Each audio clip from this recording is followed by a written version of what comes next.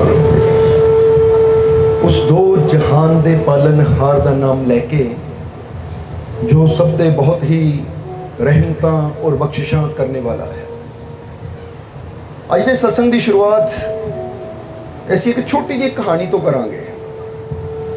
एक कहानी अकबर और बीरबल के जीवन की है, क्योंकि बीरबल तुहानू पता ही है कि बहुत बुद्धिमान सी, इन्ना चतुर सी जिहदे कोल हर सवाल का जवाब हुंदा सी। जब भी कोई मुश्किल आती सी तो अकबर हमेशा बीरबल की ड्यूटी लांदा सी।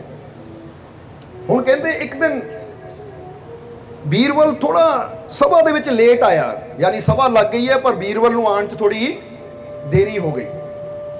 तो जदों देरी हुई तो बादशाह इंतजार कर रहा है कि अज मेरे दरबार का सब तो मेन बंदा बीरबल ही नहीं पहुंचिया, हालांकि वह तो मेरे आने तो पहले ही पहुंच जाता सी।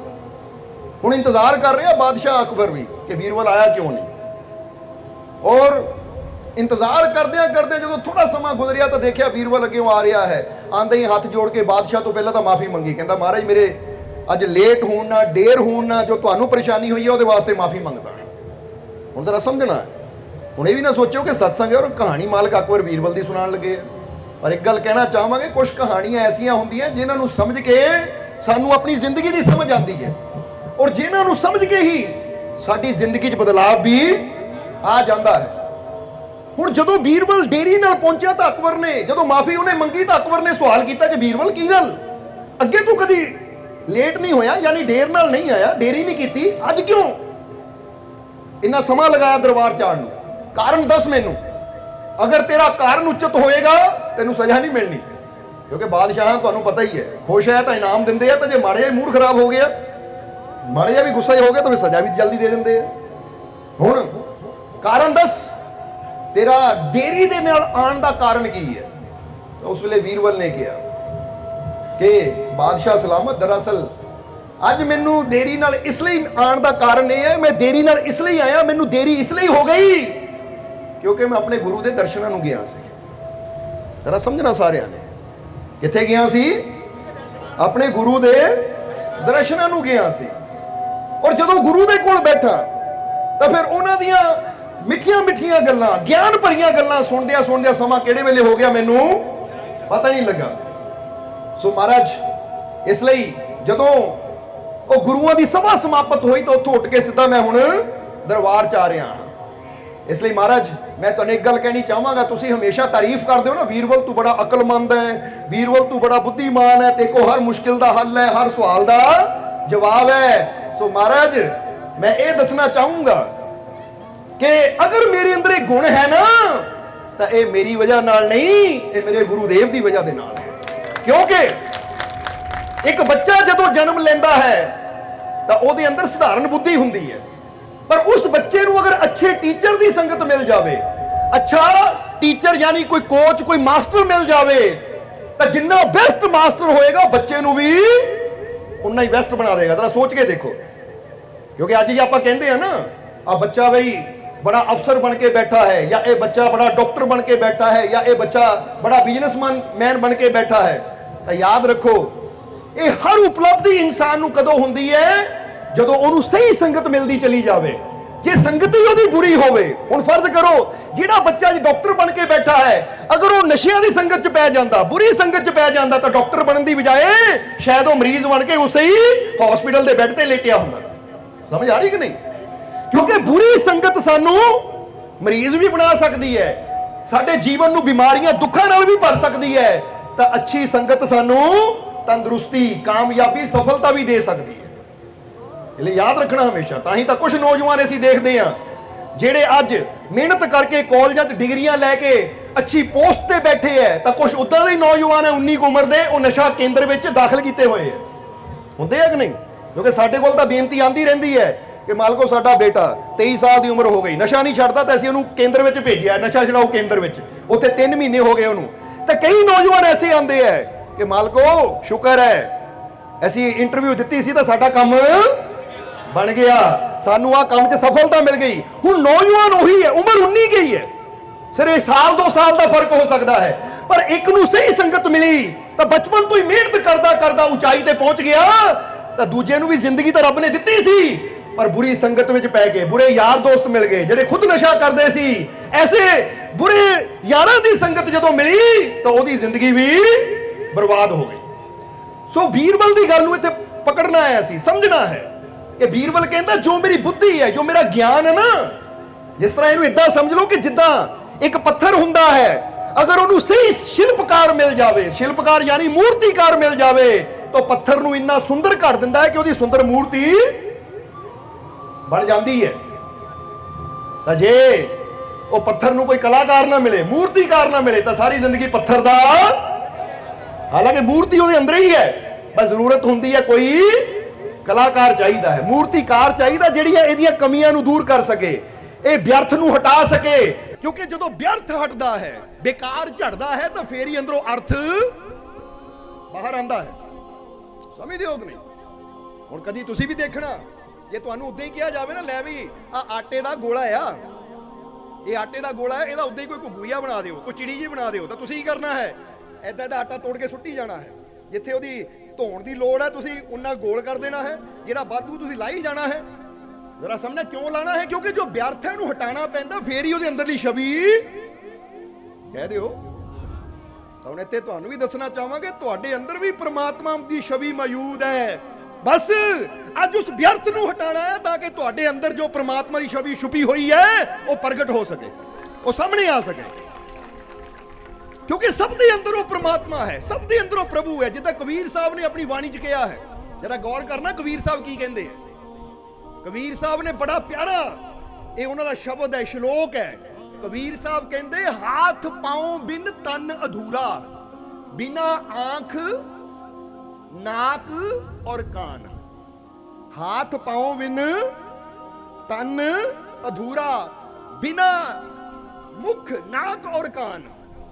हुण कहंदे है कि अगर एक इंसान दा शरीर तां होवे पर ओहदा एक हत्थ ला दिओ या ओहदे हत्थां नूं कट दिओ तां फिर तन नूं पूरा कहांगे असीं। ਇਹ ਕਹਿੰਦਾ शरीर ਤਾਂ है पर अधूरा है क्योंकि ਇਹਦੇ हत्थ नहीं है। कहते हाथ पाओ बिन तन अधूरा, बिना नाक मुख कान। और जे ਉਹਦੇ ਕੰਨ ਨਾ ਹੋਣ ਜਾਂ ਉਹਨੂੰ ਸੁਣਾਈ ਨਾ ਦਿੰਦਾ ਹੋਵੇ ਤਾਂ ਅਸੀਂ ਫਿਰ ਵੀ ਕਹਿੰਦੇ ਵਿਚਾਰਾ ਅਪਾਹਿਜ ਹੈ, क्योंकि ਇਹਨੂੰ ਸੁਣਾਈ ਨਹੀਂ ਦਿੰਦਾ, ਇਹਨੂੰ ਦਿਖਾਈ ਨਹੀਂ ਦਿੰਦਾ, ਇਹਦੇ ਪੈਰ ਹੈ ਨਹੀਂ, ਤੁਰ ਨਹੀਂ ਸਕਦਾ, ਇਹਦੇ ਹੱਥ ਹੈ ਨਹੀਂ, ਪਕੜ ਨਹੀਂ ਸਕਦਾ। ਯਾਨੀ ਕਬੀਰ ਸਾਹਿਬ ਦੱਸਦੇ ਹੈ ਕਿ ਇੱਕ ਸਰੀਰ ਦੀ ਸੰਪੂਰਨਤਾ ਵਾਸਤੇ ਸਰੀਰ ਦੇ ਅੰਗਾਂ ਦਾ ਹੋਣਾ ਜ਼ਰੂਰੀ ਹੈ। ਇਸ ਲਈ ਉਹਨਾਂ ਨੇ ਕੀ ਕਿਹਾ, ਜਿੱਦਾਂ ਹੱਥਾਂ ਪੈਰਾਂ ਤੋਂ ਬਿਨਾ ਤਨ ਅਧੂਰਾ, ਮੁਖ ਤੋਂ ਬਿਨਾ ਜੇ ਮੂੰਹ ਨਾ ਹੋਵੇ ਬੰਦੇ ਦਾ ਤਾਂ ਫਿਰ ਅਸੀਂ ਕਵਾਂਗੇ कहना लै भी कमी है, बेचारा गूंगा है, बोल नहीं सकता। या कन है, कन तो दिखाई तो देंगे पर सुनने की शक्ति नहीं है, अधूरा है भी, कमी है। या इनू दिखाई नहीं देता, कमी है। वो कहते हाथ पाओ बिन तन अधूरा, बिना नाक मुख कान। बिना नाक, नक भी किसी की ना होवे अधूरा, मुख भी ना होवे अधूरा, कन भी ना होण। जवाब दे दिओ। चलो पहले एक गल है, नाल जवाब भी तुसीं देना, मजा फिर आना है, फिर पता लगना कि तुहाडा ध्यान सत्संग वाल ही है, किते ये ना ऐसी जोर लाई जाइए तुहाडा ध्यान ही किते होर होवे। समझदे हो कि नहीं?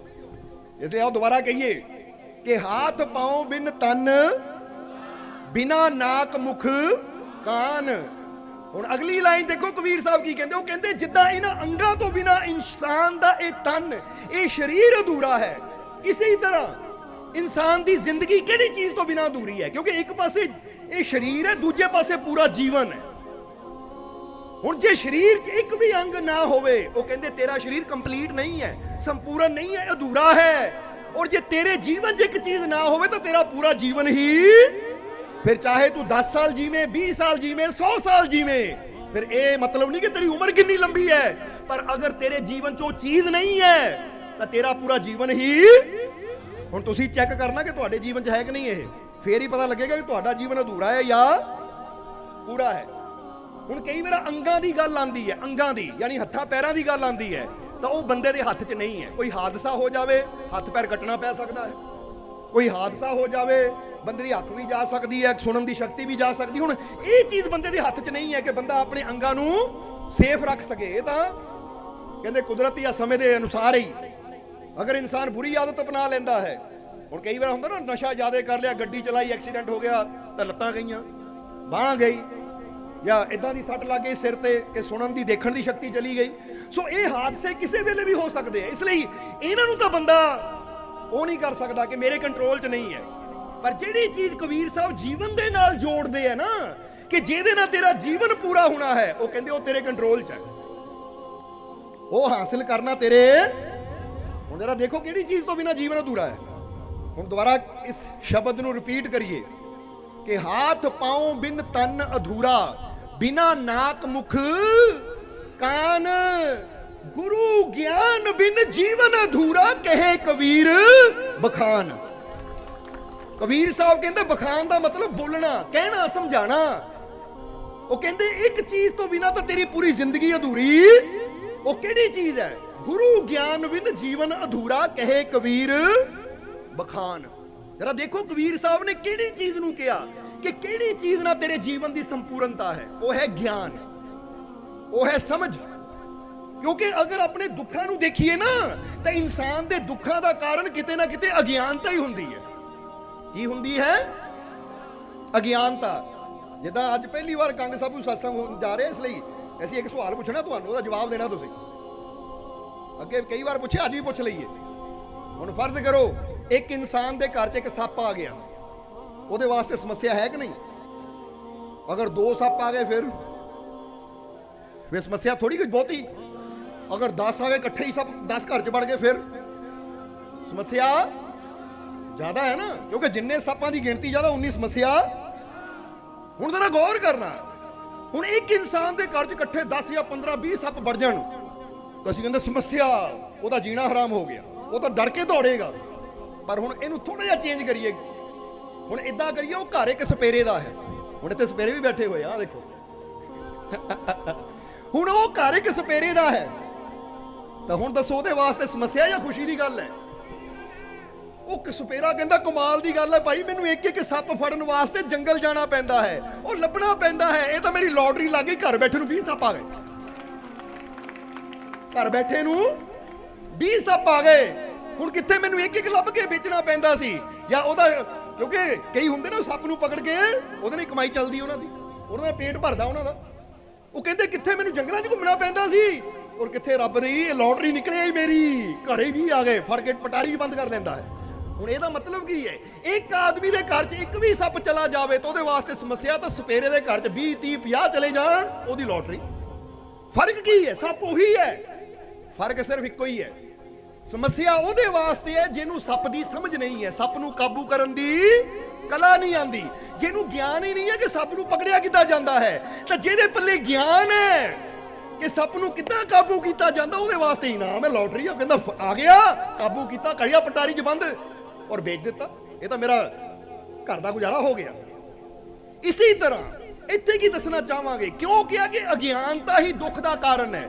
ਅੱਜ ਇਨਸਾਨ ਦੇ ਜੀਵਨ 'ਚ ਕੋਈ ਦੁੱਖ ਆਂਦਾ ਹੈ, ਕੋਈ ਮੁਸੀਬਤ ਆਂਦੀ ਹੈ, ਤਾਂ ਇਨਸਾਨ ਕਹਿੰਦਾ ਹੋਏ ਬਹੁਤ ਬੜੀ ਸਮੱਸਿਆ ਆ ਗਈ, ਮੇਰੇ ਜੀਵਨ 'ਚ ਬਹੁਤ ਦੁੱਖ ਹੈ, ਬਹੁਤ ਪਰੇਸ਼ਾਨੀਆਂ, ਬਹੁਤ ਸਮੱਸਿਆਵਾਂ ਹੈ, ਬੜੀ ਪਰੇਸ਼ਾਨੀ ਹੈ। ਹੁਣ ਕਈ ਵਾਰ ਇਨਸਾਨ ਦੇ ਜੀਵਨ ਦੁੱਖ ਆਉਂਦਾ ਨੂੰ ਸਮੱਸਿਆ ਲੱਗਦੀ ਹੈ, ਪਰ ਜਿਹੜਾ ਗੁਰੂਆਂ ਰਹਿਬਰਾਂ ਦੀ ਸੋਭਤ ਕਰਕੇ ਗਿਆਨ ਲੈ ਲੈਂਦਾ ਹੈ, ਜਿਹਨੂੰ ਪਤਾ ਅਗਰ ਸਮੱਸਿਆ ਆਈ ਹੈ ਤੈਨੂੰ ਪਕੜਿਆ ਕਿੱਦਾਂ ਜਾਂਦਾ, ਇਹਨੂੰ ਕਾਬੂ ਕਿੱਦਾਂ ਕੀਤਾ ਜਾਂਦਾ ਹੈ, ਇਹਦਾ ਲਾਭ ਕਿੱਦਾਂ ਲਿਆ ਜਾਂਦਾ ਹੈ, ਤਾਂ ਉਹ ਇਨਸਾਨ ਕੀ ਕਰਦਾ ਹੈ? ਉਹ ਸਮੱਸਿਆ ਆਉਣ ਤੇ ਖੁਸ਼ ਹੁੰਦਾ ਕਿ ਇਹ ਸਮੱਸਿਆ ਆਈ ਹੈ ਤਾਂ ਵਿਗਾੜਨਾ ਕੁਝ ਨਹੀਂ ਹੈ, ਮੈਨੂੰ ਕੁਝ ਸਿਖਾ ਕੇ ਜਾਏਗੀ, ਮੇਰਾ ਕੁਝ ਬਣਾ ਕੇ ਜਾਏਗੀ। ਇਹ ਸਮਝ ਲੈਣਾ ਸਾਰਿਆਂ ਨੇ, ਗੱਲ ਗਿਆਨ ਦੀ ਹੈ। ਇਸ ਲਈ ਕਈਆਂ ਦੇ ਜੀਵਨ 'ਚ ਮੁਸ਼ਕਿਲਾਂ ਆਈਆਂ ਤਾਂ ਉਹਨਾਂ ਨੇ ਮੁਸ਼ਕਿਲਾਂ ਤੋਂ ਇਦਾਂ ਦਾ ਸਿੱਖਿਆ ਕਿ ਸਟਾਰ ਬਣ ਕੇ ਬਹਿ ਗਏ, ਕਾਮਯਾਬ ਹੋ ਕੇ ਬਹਿ ਗਏ। ਕਿਉਂਕਿ ਉਹ ਕਹਿੰਦੇ ਅਗਰ ਸਾਡੇ ਜੀਵਨ 'ਚ ਮੁਸ਼ਕਿਲਾਂ ਆਂਦੀਆਂ ਹੀ ਨਾ ਤਾਂ ਅਸੀਂ ਕਦੀ ਅੱਗੇ ਵਧਣ ਬਾਰੇ ਸੋਚਣਾ। ਹੁਣ ਇੱਕ ਬੰਦੇ ਨੂੰ ਖਾਣ ਨੂੰ ਰੋਟੀ ਨਾ ਮਿਲਦੀ ਹੋਵੇ, ਸਮੱਸਿਆ ਹੈ, ਪਰ ਜਿਹਨੂੰ ਖਾਣ ਨੂੰ ਰੋਟੀ ਨਹੀਂ ਮਿਲਦੀ ਉਹਦੇ ਅੰਦਰ ਇੱਕ ਜਜ਼ਬਾ ਹੁੰਦਾ ਹੈ ਕਿ ਜ਼ਿੰਦਗੀ 'ਚ ਇੰਨੀ ਮਿਹਨਤ ਕਰਨੀ ਹੈ ਕਿ ਆਪਣੇ ਨਾਲ ਆਪਣੇ ਪੂਰੇ ਪਰਿਵਾਰ ਦਾ ਪੇਟ ਭਰਨਾ ਆ, ਤਾਂ ਦਰ ਤੇ ਕੋਈ ਮੰਗਤਾ ਆਵੇ ਉਹਨੂੰ ਵੀ ਢਿੱਡ ਭਰ ਕੇ ਖਿਲਾ ਕੇ ਤੋਰਨਾ ਹੈ। ਉਹਦੀ ਸੋਚ ਹੀ ਨੇਕ ਹੁੰਦੀ ਹੈ।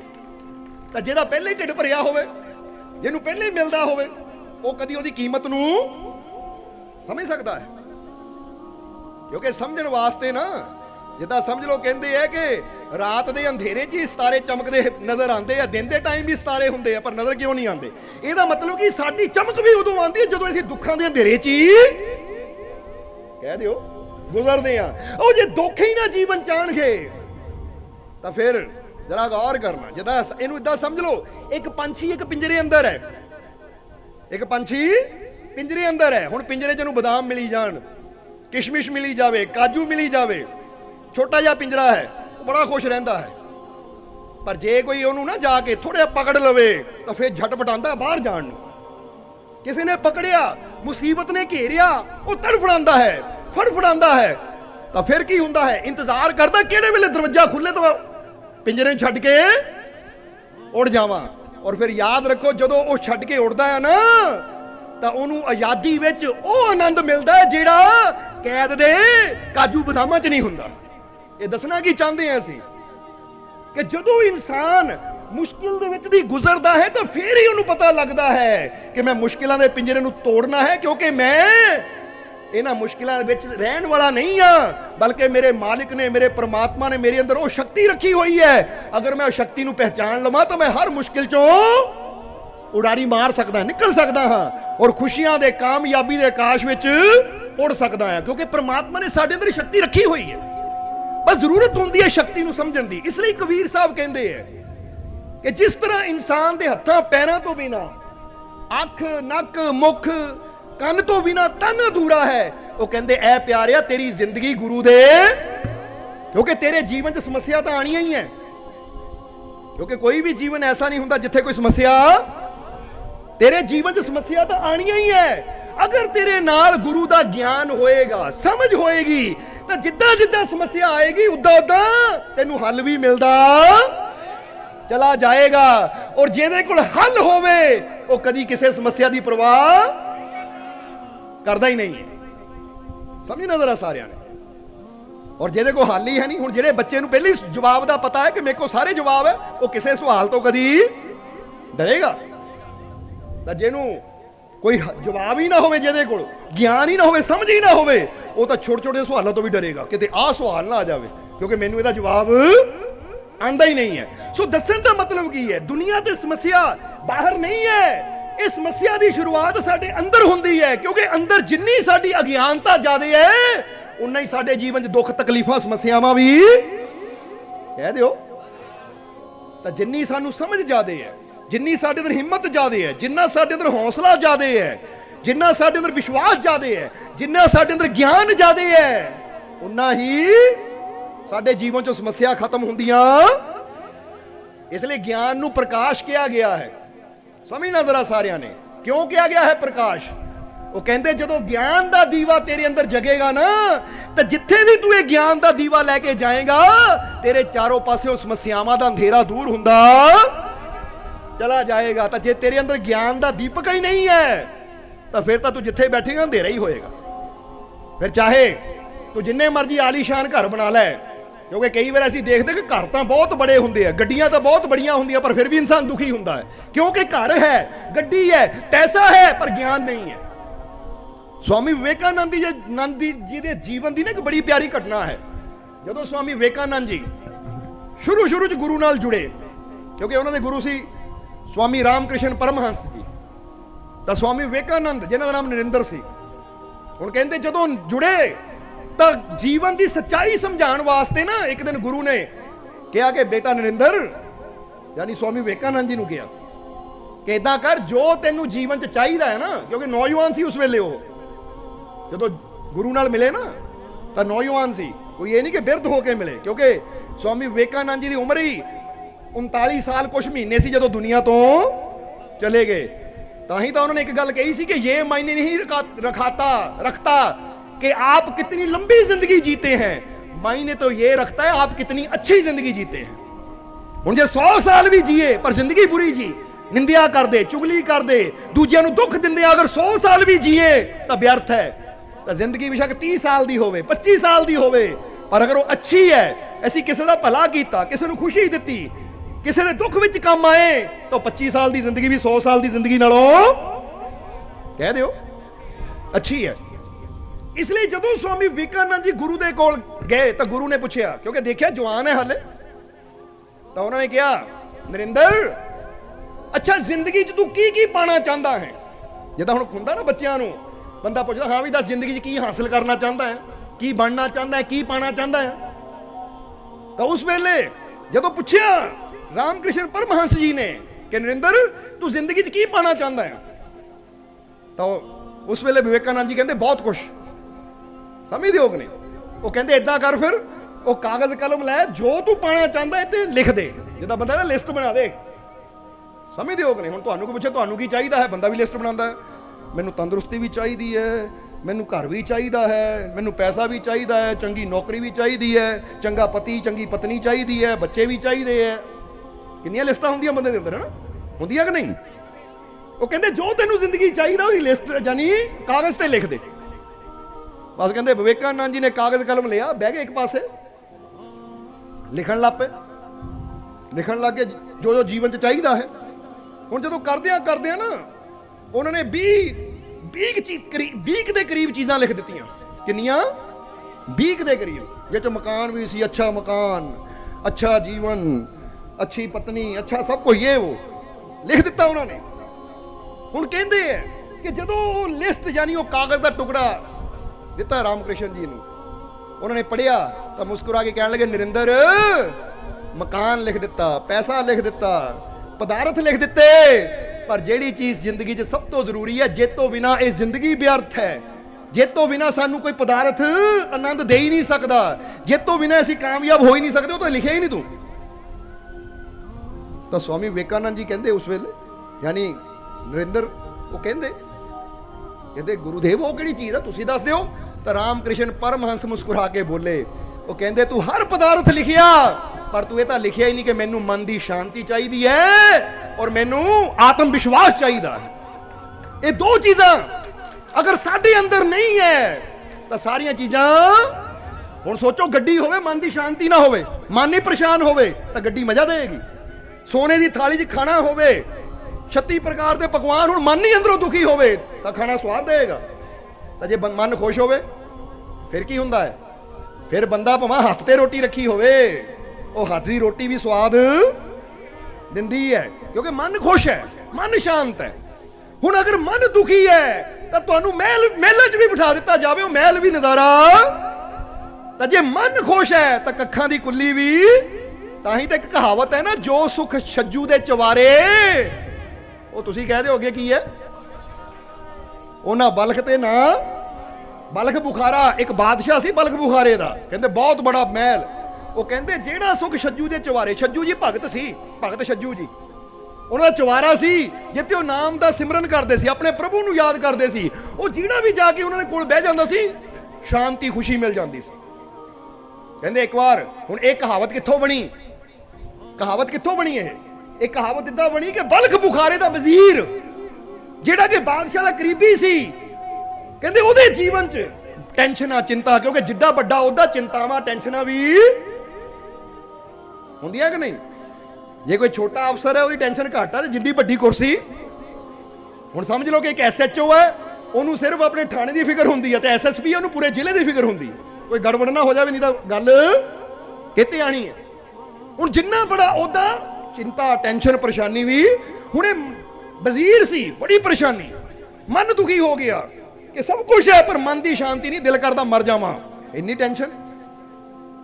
ਹੁਣ ਕਹਿੰਦੇ ਸ਼ਾਂਤੀ ਦੀ ਤਲਾਸ਼ ਵਿੱਚ ਵਜ਼ੀਰ ਨਿਕਲਿਆ, ਬਾਦਸ਼ਾਹ ਤੋਂ ਆਗਿਆ ਲੈ ਕੇ ਕਿ ਮੈਨੂੰ 2 ਮਹੀਨੇ ਦਾ ਛੁੱਟੀ ਅਵਕਾਸ਼ ਦਿੱਤਾ ਜਾਵੇ, ਯਾਨੀ ਛੁੱਟੀ ਦਿੱਤੀ ਜਾਵੇ ਤਾਂ ਕਿ ਮੈਂ ਥੋੜਾ ਸ਼ਾਂਤੀ ਚਾਹਾਂ। ਨਿਕਲ ਗਿਆ, ਪਰ ਕਿਤੇ ਵੀ ਬਹਿੰਦੇ ਮਨ ਨੂੰ ਸ਼ਾਂਤੀ ਨਾ ਮਿਲੇ। ਤੇ ਕਿਸੇ ਨੇ ਕਿਹਾ, ਉਹ ਭਾਈ ਦੇਖੋ ਸਮਾਂ ਹੈ, ਤਾਂ ਸੁਣਿਆ ਕਿ ਭਗਤ ਛੱਜੂ ਜੀ ਹੈ, ਉੱਥੇ ਚਲਾ ਜਾ ਜੇ ਸ਼ਾਂਤੀ ਚਾਹੀਦੀ ਹੈ ਤਾਂ। ਕਹਿੰਦੇ ਘੋੜਾ ਦੌੜਾਉਂਦਾ ਦੌੜਾਉਂਦਾ ਉਹ ਵਜ਼ੀਰ ਭਗਤ ਛੱਜੂ ਜੀ ਦੇ ਕੋਲ ਪਹੁੰਚਿਆ। ਪਤਾ ਕੀਤਾ, ਉਹ ਕਹਿੰਦੇ ਉਹ ਹੈ ਉਹਨਾਂ ਦਾ ਚਵਾਰਾ। ਹੁਣ ਜਦੋਂ ਉਹ ਗਿਆ, ਛੱਜੂ ਜੀ ਬੈਠੇ ਹੈ, ਸੰਤ ਛੱਜੂ ਜੀ, ਭਗਤ ਛੱਜੂ ਜੀ ਬੈਠੇ ਹੈ, ਆਪਣੇ ਪ੍ਰਭੂ ਦਾ ਗੁਣਗਾਨ ਕਰ ਰਹੇ ਹੈ। ਜਦੋਂ ਇਹ ਵਜ਼ੀਰ ਜਾ ਕੇ ਕੋਲ ਬੈਠਾ, ਜਿੱਦਾਂ ਹੀ ਬੈਠਾ, ਬੈਠ ਕੇ ਜਿੱਦਾਂ ਹੀ ਦਰਸ਼ਨ ਕੀਤੇ, ਤਾਂ ਜਿੱਦਾਂ ਹੁਣ ਫੁੱਲਾਂ ਦੇ ਕੋਲ ਬੈਠੋ ਮਹਿਕ ਆਉਣੀ ਸ਼ੁਰੂ ਹੋ ਜਾਂਦੀ ਹੈ। ਬੰਦੇ ਨੂੰ ਪਤਾ ਲੱਗ ਜਾਂਦਾ ਕਿ ਫੁੱਲ ਅਸਲੀ ਹੈ ਤੇ ਇਹ ਨਕਲੀ। ਜਿੰਨਾ ਮਰਜ਼ੀ ਦੇਖਣ ਨੂੰ ਸੁਣਨਗੇ ਮਹਿਕ ਨਹੀਂ ਹੁੰਦੀ, ਤਾਂ ਅਸਲੀ ਚਾਹੇ ਦੇਖਣ ਨੂੰ ਸੁਧਾਰਨ ਲੱਗੇ, ਪਰ ਮਹਿਕ ਤੋਂ ਪਤਾ ਲੱਗ ਜਾਂਦਾ ਕਿ ਇਹ ਗੁਲਾਬ ਅਸਲੀ ਹੈ। ਕਹਿੰਦੇ ਬਹਿੰਦਿਆਂ ਹੀ ਇੰਨੀ ਸ਼ਾਂਤੀ ਮਿਲੀ, ਇੰਨਾ ਸਕੂਨ ਮਿਲਿਆ ਕਿ ਵਜ਼ੀਰ ਦੀਆਂ ਅੱਖਾਂ ਬੰਦ ਹੋ ਗਈਆਂ। ਔਰ ਦੱਸਿਆ ਜਾਂਦਾ ਕਿ ਉਹ 7 ਦਿਨ ਛੱਜੂ ਦੇ ਕੋਲ ਰਿਹਾ, ਭਗਤ ਛੱਜੂ ਜੀ ਦੇ ਕੋਲ ਰਿਹਾ, ਸੋਬਤ ਕੀਤੀ, ਇੰਨਾ ਆਨੰਦ ਆਇਆ, ਇੰਨੀ ਸ਼ਾਂਤੀ ਮਿਲੀ। ਤਾਂ ਜਾਂਦਾ ਹੋਇਆ ਕਹਿ ਗਿਆ, ਕਹਿੰਦਾ ਮਹਾਰਾਜ ਸੱਚ ਦੱਸਾਂ, ਮੈਨੂੰ 45 ਸਾਲ ਹੋ ਗਏ ਬਾਦਸ਼ਾਹ ਦੀ ਸੇਵਾ ਕਰਦਿਆਂ ਨੂੰ, ਔਰ ਅੱਜ ਮੇਰੀ ਉਮਰ 65 ਦੇ ਕਰੀਬ ਹੈ, 20 ਸਾਲ ਦੀ ਉਮਰ ਤੋਂ ਮੈਂ ਬਾਦਸ਼ਾਹ ਬਲਖ ਬੁਖਾਰੇ ਦਾ ਵਜ਼ੀਰ ਬਣ ਕੇ ਸੇਵਾ ਕਰ ਰਿਹਾ ਹਾਂ, ਪਰ 65 ਸਾਲਾਂ 'ਚ ਮੈਨੂੰ ਉਹ ਸ਼ਾਂਤੀ ਨਹੀਂ ਮਿਲੀ ਜਿਹੜੀ ਤੁਹਾਡੀ ਸ਼ਰਨ 7 ਦਿਨਾਂ 'ਚ ਮਿਲ ਗਈ ਮੈਨੂੰ। ਫਿਰ ਉਹਨੇ ਇਹ ਗੱਲ ਕਹੀ ਸੀ ਕਿ ਜੋ ਸੁਖ ਭਗਤ ਛੱਜੂ ਦੇ ਚਵਾਰੇ ਉਹ ਬਲਖ ਨਾ, ਉਹ ਕਹਿੰਦੇ ਮੈਂ ਬਲਖ ਬੁਖਾਰੇ ਦਾ ਵਜ਼ੀਰ ਹਾਂ, ਮੈਨੂੰ ਉਹ ਸੁੱਖ ਮਹਿਲਾਂ 'ਚ ਨਹੀਂ ਮਿਲਿਆ, ਬਾਦਸ਼ਾਹ ਦੇ ਕੋਲ ਬਹਿ ਕੇ ਨਹੀਂ ਮਿਲਿਆ, ਜਿਹੜਾ ਸੁੱਖ ਮੈਨੂੰ ਇੱਕ ਫਕੀਰ ਦੇ ਕੋਲ ਬਹਿ ਕੇ ਮਿਲ ਗਿਆ। ਸਮਝਦੇ ਹੋ ਕਿ ਨਹੀਂ? ਤਾਂ ਹੀ ਤਾਂ ਕਹਿੰਦੇ ਆ ਨਾ किसी बादशाह से मिलती है ना किसी अमीर से मिलती है। हुण कह दे हो तुसी भी, ना किसी बादशाह से मिलती है ना किसी अमीर से मिलती है, जो बदल देती है जिंदगी को वो रहमत तो फकीर से मिलती है। कहते बादशाह को भी नहीं मिलती, वजीरां को भी नहीं मिलती, अमीरां को भी नहीं वो मिलती कि वो रहमत जिहड़ी साडी जिंदगी नूं बदलण वाली है। क्योंकि जिंदगी सानू किसी बादशाह ने नहीं दिती। अगर कोई तुहानू पूछे तुहानू जिंदगी किसी बादशाह ने दिती है, किसी अमीर ने दिती है, तो फिर कहना दिती है? बंदा कहंदा मैनू जिंदगी देण वाला वो रब है। कहंदे ना कल्ले आए नानका, ये किहनू इशारा है कि वो रब, वो परमात्मा प्रभु सानू दुनिया ते जीवन दिंदा है, ताही उहनू परम पिता किया है, जन्मदाता किया है कि वो सानू जिंदगी दिंदा है। तो याद रखो जे जिंदगी वो दिंदा है, कोई अमीर नहीं दिंदा, कोई वजीर नहीं दिंदा, कोई बादशाह नहीं दिंदा। जे जिंदगी रब दिंदा है तो जेड़ा जिंदगी दिंदा है इहनू बदलण दी ताकत भी ओहदे कोल ही हुंदी है। फिर कोई अमीर नहीं बदल सकता, कोई वजीर नहीं बदल सकता, कोई बादशाह नहीं बदल सकता, क्योंकि जेड़ा देण वाला है बदलाव दी ताकत भी। पर अज बंदा फकीरां दे कोल बैठण दी बजाय अमीरां पिछे दौड़दा है। जरा समझना सारिਆਂ ने, बंदा भी वो अमीरां को बैठो कुछ मिलेगा, की मिलना इत्थे फिर कमांगे। जिदा यही गल बड़ी प्यारी मौलाना रूमी कहंदे सी, कहंदे एक घर हुंदा अमीर दा और दूजा घर हुंदा फकीर दा। वो कहंदे अमीर दे घर इंसानां नाल जानवरां दा बर्ताव कीता जांदा है, तो फकीर दे घर कोई जानवर भी चला जावे तो फकीर उहनूं भी प्यार दिंदे है। ये सोच के देखियो जरा, किसी अमीर दे घर बंदा चल जावे ना कोई मंगता, धक्के मारो इनू, ये मंगता कितना आ गया, मिलन का टाइम ही नहीं देंगे। उत्थे जानवरां वाला बर्ताव किया जाता है। तो कहते फकीर दे कोल कोई जानवर भी चला जावे तो नामदेव जी दे घर कुत्ता चला गया सी, पता कि नहीं? कहते वो रोटी लैके दौड़िया तो नामदेव जी हाथ जोड़े, हे बिठुल कली रोटी लैके दही लै जाओ, आ कली कितना खाओगे? वो कुत्ते भी सम्मान दे रहे, कुत्ते भी इज्जत दे रहे हैं, क्योंकि कुत्ते अंदर भी उन्होंने अपना रब नजर आता है। वो जानवरों भी प्यार करते हैं। ताही तो बुल्ले शाह वर्गे महान फकीरां ने कह दिता, ओ बुल्लिया कुत्ते ते तो ताही कहते उन्होंने कुत्ते नूं देखो बंदे तो भी उत्ते कहता। वो कहते तू इंसान की कदर नहीं करता, तू अपने मालिक की कदर नहीं करता, ते कुत्ते नूं देख ये अपने मालिक दे दर दी राखी भी करता है और अपने मालिक का दरवाजा भी नहीं छड़ता। भावें वो 100 मारे, भावें 100 जुत्तियां मारे तो भी नहीं भुलदा उसनूं। कहंदे ते तो उत्ते। सो दसना की चाहते हैं बुल्ले शाह कि जिन्हां दी समझ अच्छी हुंदी है ना, उन्हां नूं पता है कि जो फकीरां दी सोबत च बह के मिल जाना वो सानूं अमीरां दी। इसलिए फिर कहांगे ना बादशाहों से मिलती है ना किसी अमीर से मिलती है, ना बादशाहों से मिलती है ना किसी अमीर से मिलती है, जो बदल देती है जिंदगी को वो रहमत तो फकीर से मिलती है। हुण अज फकीरां दे कोल ही आ गए हो तुसीं। अगर विश्वास रखोगे, जिदा रामकृष्ण परमहंसी ने कहा कि विवेकानंद मन की शांति आत्मिक विश्वास, ये तो तू मंगिया ही नहीं, क्योंकि मन की शांति और आत्मिक विश्वास का होना जरूरी क्यों है? मन शांत होएगा तो असीं जिंदगी का आनंद लै पावांगे, क्योंकि जीवन का आनंद उही लै सकदा जिहदे अंदर शांति, जिहदे अंदर क्रोध भरिया होवे, गुस्सा भरिया होवे, मन शांत होवे तो कदी वो किसी चीज़ का आनंद पूरा लै लेगा। हुण तुहाडा मन परेशान होवे, हुण फर्ज करो तुसीं ब्याह ते जा रहे हो, हुण ब्याह का पूरा आनंद कौन लेगा? जिहड़ा खुश हो के जावे। तो जिहड़ा परेशान होवे अंदरों, लै कल मेरी कोर्ट विच तरीक है, कल मैनू थाने बुलाया है, तो अज शादी है, ध्यान सारा परेशान है, तो ब्याह का मजा वो भाई तू कल्ला ही बैठा है, कुछ खा पी ला यार, दिल नहीं करता, कल तरीक है, जे मेरी जित ना हुई तो मैनू सजा हो जानी है, इसलिए खाण नूं दिल कित्थों करदा? वो ब्याह भी मजा ਦੇਗਾ ਜੇ ਮਨ ਪਰੇਸ਼ਾਨ ਹੋਵੇ, ਜੇ ਮਨ ਟੈਨਸ਼ਨ ਨਾ ਭਰਿਆ ਹੋਵੇ। ਸੋ ਦੱਸਣਾ ਚਾਹੁੰਦੇ ਜੇ ਮਨ ਦੁਖੀ ਤਾਂ ਅਸੀਂ ਜ਼ਿੰਦਗੀ ਦਾ ਆਨੰਦ ਕਦੀ। ਸੋ ਦੋ ਚੀਜ਼ਾਂ ਕਹੀਆਂ ਰਾਮਕ੍ਰਿਸ਼ਨ ਪਰਮਹੰਸ ਜੀ ਨੇ ਵਿਵੇਕਾਨੰਦ ਨੂੰ ਕਿ ਦੋ ਚੀਜ਼ਾਂ ਜ਼ਰੂਰ ਚਾਹੀਦੀਆਂ ਜੀਵਨ 'ਚ, ਇਹਨਾਂ ਨੂੰ ਪਹਿਲੇ ਨੰਬਰ ਤੇ ਰੱਖੋ। ਪਹਿਲੀ ਮਨ ਦੀ, ਕਿਉਂਕਿ ਮਨ ਸ਼ਾਂਤ ਹੈ ਤਾਂ ਅਸੀਂ ਹਰ ਛੋਟੀ ਤੋਂ ਛੋਟੀ ਚੀਜ਼ ਦਾ ਵੀ ਪੂਰਾ ਆਨੰਦ ਲੈ ਸਕਦੇ। ਜੇ ਜ਼ਿੰਦਗੀ ਦਾ ਆਨੰਦ ਲੈਣਾ ਤਾਂ ਮਨ ਸ਼ਾਂਤ ਹੋਣਾ ਜ਼ਰੂਰੀ ਹੈ। ਔਰ ਜੇ ਕਾਮਯਾਬੀ ਸਫਲਤਾ ਚਾਹੀਦੀ ਹੈ ਤਾਂ ਉਹਦੇ ਵਾਸਤੇ ਸਾਡੇ ਅੰਦਰ ਆਤਮ ਵਿਸ਼ਵਾਸ ਦਾ ਹੋਣਾ। ਆਤਮ ਵਿਸ਼ਵਾਸ ਕਿਹਨੂੰ ਕਹਿੰਦੇ ਪਤਾ ਨਾ, ਕਿ ਮੈਨੂੰ ਆਪਣੇ ਆਪ ਤੇ, ਤਾਂ ਆਤਮ ਵਿਸ਼ਵਾਸ ਦਾ ਮਤਲਬ ਕਿ ਮੈਨੂੰ ਆਪਣੇ ਆਪ ਤੇ, ਕਿਉਂਕਿ ਆਤਮ यानी ਸਾਡੇ ਅੰਦਰ ਜੋ ਆਤਮਾ ਹੈ, ਮੈਨੂੰ ਆਪਣੇ ਆਪ ਤੇ ਔਰ ਆਪਣੇ ਪੈਦਾ ਕਰਨ ਵਾਲੇ ਉਹ ਰੱਬ ਤੇ ਪੂਰਾ। ਇੱਕ ਹੁੰਦਾ ਖੁਦ ਤੇ ਵਿਸ਼ਵਾਸ, ਇੱਕ ਹੁੰਦਾ ਆਤਮ ਵਿਸ਼ਵਾਸ, ਕਿਉਂਕਿ ਆਤਮਾ ਨਾਲ ਹੀ ਪ੍ਰਮਾਤਮਾ ਜੁੜਿਆ ਹੈ। ਇੱਥੇ ਦੋਨਾਂ ਤੇ ਆ ਜਾਂਦਾ ਕਿ ਖੁਦ ਤੇ ਵੀ ਵਿਸ਼ਵਾਸ ਰੱਖ ਤਾਂ ਆਪਣੇ ਪੈਦਾ ਕਰਨ ਵਾਲੀ ਉਹ ਸ਼ਕਤੀ ਤੇ ਵੀ। क्योंकि जिद्दां से एक शेर कहीदा है, इत्थे भी कहना चाहांगे कि जिंदगी की राहें आसान नहीं होती, बस खुद को मजबूत बनाना पड़ता है। जिंदगी की राहें कभी आसान नहीं होती, बस खुद को मजबूत बनाना पड़ता है। और दूर हो जाती है सारी मुश्किलें, बस खुद में विश्वास जगाना पड़ता है। जिंदगी के रास्ते कभी आसान नहीं होंगे, जिंदगी कभी आसान नहीं होंगी। जिंदगी च मुश्किल किसी टाइम भी, बस खुद को मजबूत बनाना। पर अपने आप को इन्ना मजबूत बनाओ कि कोई मुश्किल आएगी तो मैं डरना नहीं है, हार नहीं मननी, मैं फिक्र नहीं करनी कोई भी। समझते हो कि नहीं? बस अपने आप को इन्ना मजबूत बनाओ। और ये मजबूती कदों आती है? जो बंदे को यकीन होता है कि मेरे अंदर बहुत बड़ी शक्ति अपना काम कर रही है, मैनू पैदा करने वाला मेरा मालिक मेरे। जो वो शक्ति दे इंसान विश्वास करता तो उसके अंदर मजबूती आनी शुरू हो जाती है कि मुश्किलें तो क्यों डरा। जदा दसिया कि जो बदल देती है जिंदगी को वो रहमत तो फकीर से मिलती है। जो इंसान कामिल मुर्शिद नाल जुड़ता है, कामिल गुरु नाल जुड़ता है, उन्हें ज्ञान मिलता है, ये समझ मिलती है कि मेरे अंदर किहड़ी शक्ति बैठी है। तो जो समझ आती है वो शक्ति दे विश्वास होंदा है, तो फिर इंसान रास्ते दी मुश्किलों तो डरना बंद कर देंदा। कहता क्यों डरा, जब मैनू जिताण वाला, मैनू हर मुश्किल चों कड्ढण वाला मेरा मालिक मेरे नाल है। समझना जरा। इसलिए आत्म विश्वास सानू ये ताकत दिंदा है कि असीं मुश्किलों तो डरदे नहीं है, क्योंकि सानू विश्वास है। जिद्दां कई कह दिंदे ना आ काम बड़ा औखा, पता नहीं होना कि नहीं होना, तो जिहदे अंदर विश्वास है कहंदे होवे औखा, और असीं मेहनत करांगे तो औखे तो औखा काम भी सौखा हो जाएगा। समझदे हो कि नहीं? ਉਹ ਕੋਸ਼ਿਸ਼ ਕਰਨ ਦੇ ਨਾਲ, ਮਿਹਨਤ ਕਰਨ ਦੇ ਨਾਲ ਜਿਹੜਾ ਕੰਮ ਨਾ ਹੋਣ ਵਾਲਾ ਹੈ, ਮਿਹਨਤ ਕਰਦੇ ਚਲੇ ਜਾਓ, ਕੋਸ਼ਿਸ਼ ਕਰਦੇ ਚਲੇ ਜਾਓ, ਤਾਂ ਫਿਰ ਕਾਮਯਾਬੀ ਇੱਕ ਦਿਨ ਜ਼ਰੂਰ। ਇਸ ਲਈ ਇੱਥੇ ਫਿਰ ਕਹਾਂਗੇ ਇੱਕ ਹੋਰ ਲਾਈਨ ਆਪਣੇ ਦਿਲ ਤੇ ਲਿਖਣੀ ਹੈ ਤੁਸੀਂ ਕਿ ਹਾਰ ਉਨਕੀ ਹੋਤੀ ਹੈ, हार उनकी होती है जो शिकायतें और बहाने बार बार करते हैं।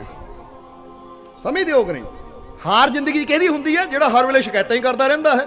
आ समा चंगा नहीं सी तां इदां हो गया, आ मेरी किस्मत माड़ी सी तां मैनूं सफलता नहीं मिली, आ किसी ने मेरा साथ नहीं दिता तां मैनूं सफलता नहीं मिली, ओ लै जी मेरी कनेडा च भूआ बैठी सी या मेरा मामा उत्थे बैठा सी उन्हें मेरा साथ नहीं दिता तां मैं कामयाब नहीं होया। तो जरा देखो उन्होंने जिहड़े कामयाब होके बैठे है अज बड़े बड़े, चाहे कोई स्टार ले लीए, चाहे कोई प्लेयर ले लीए, बिजनेसमैन ले लीए, तो चाहे असी वो फकीरां दी उपलब्धि देख लीए कि उन्होंने किसी का नहीं इंतजार किया कोई आवे साडी मदद करे।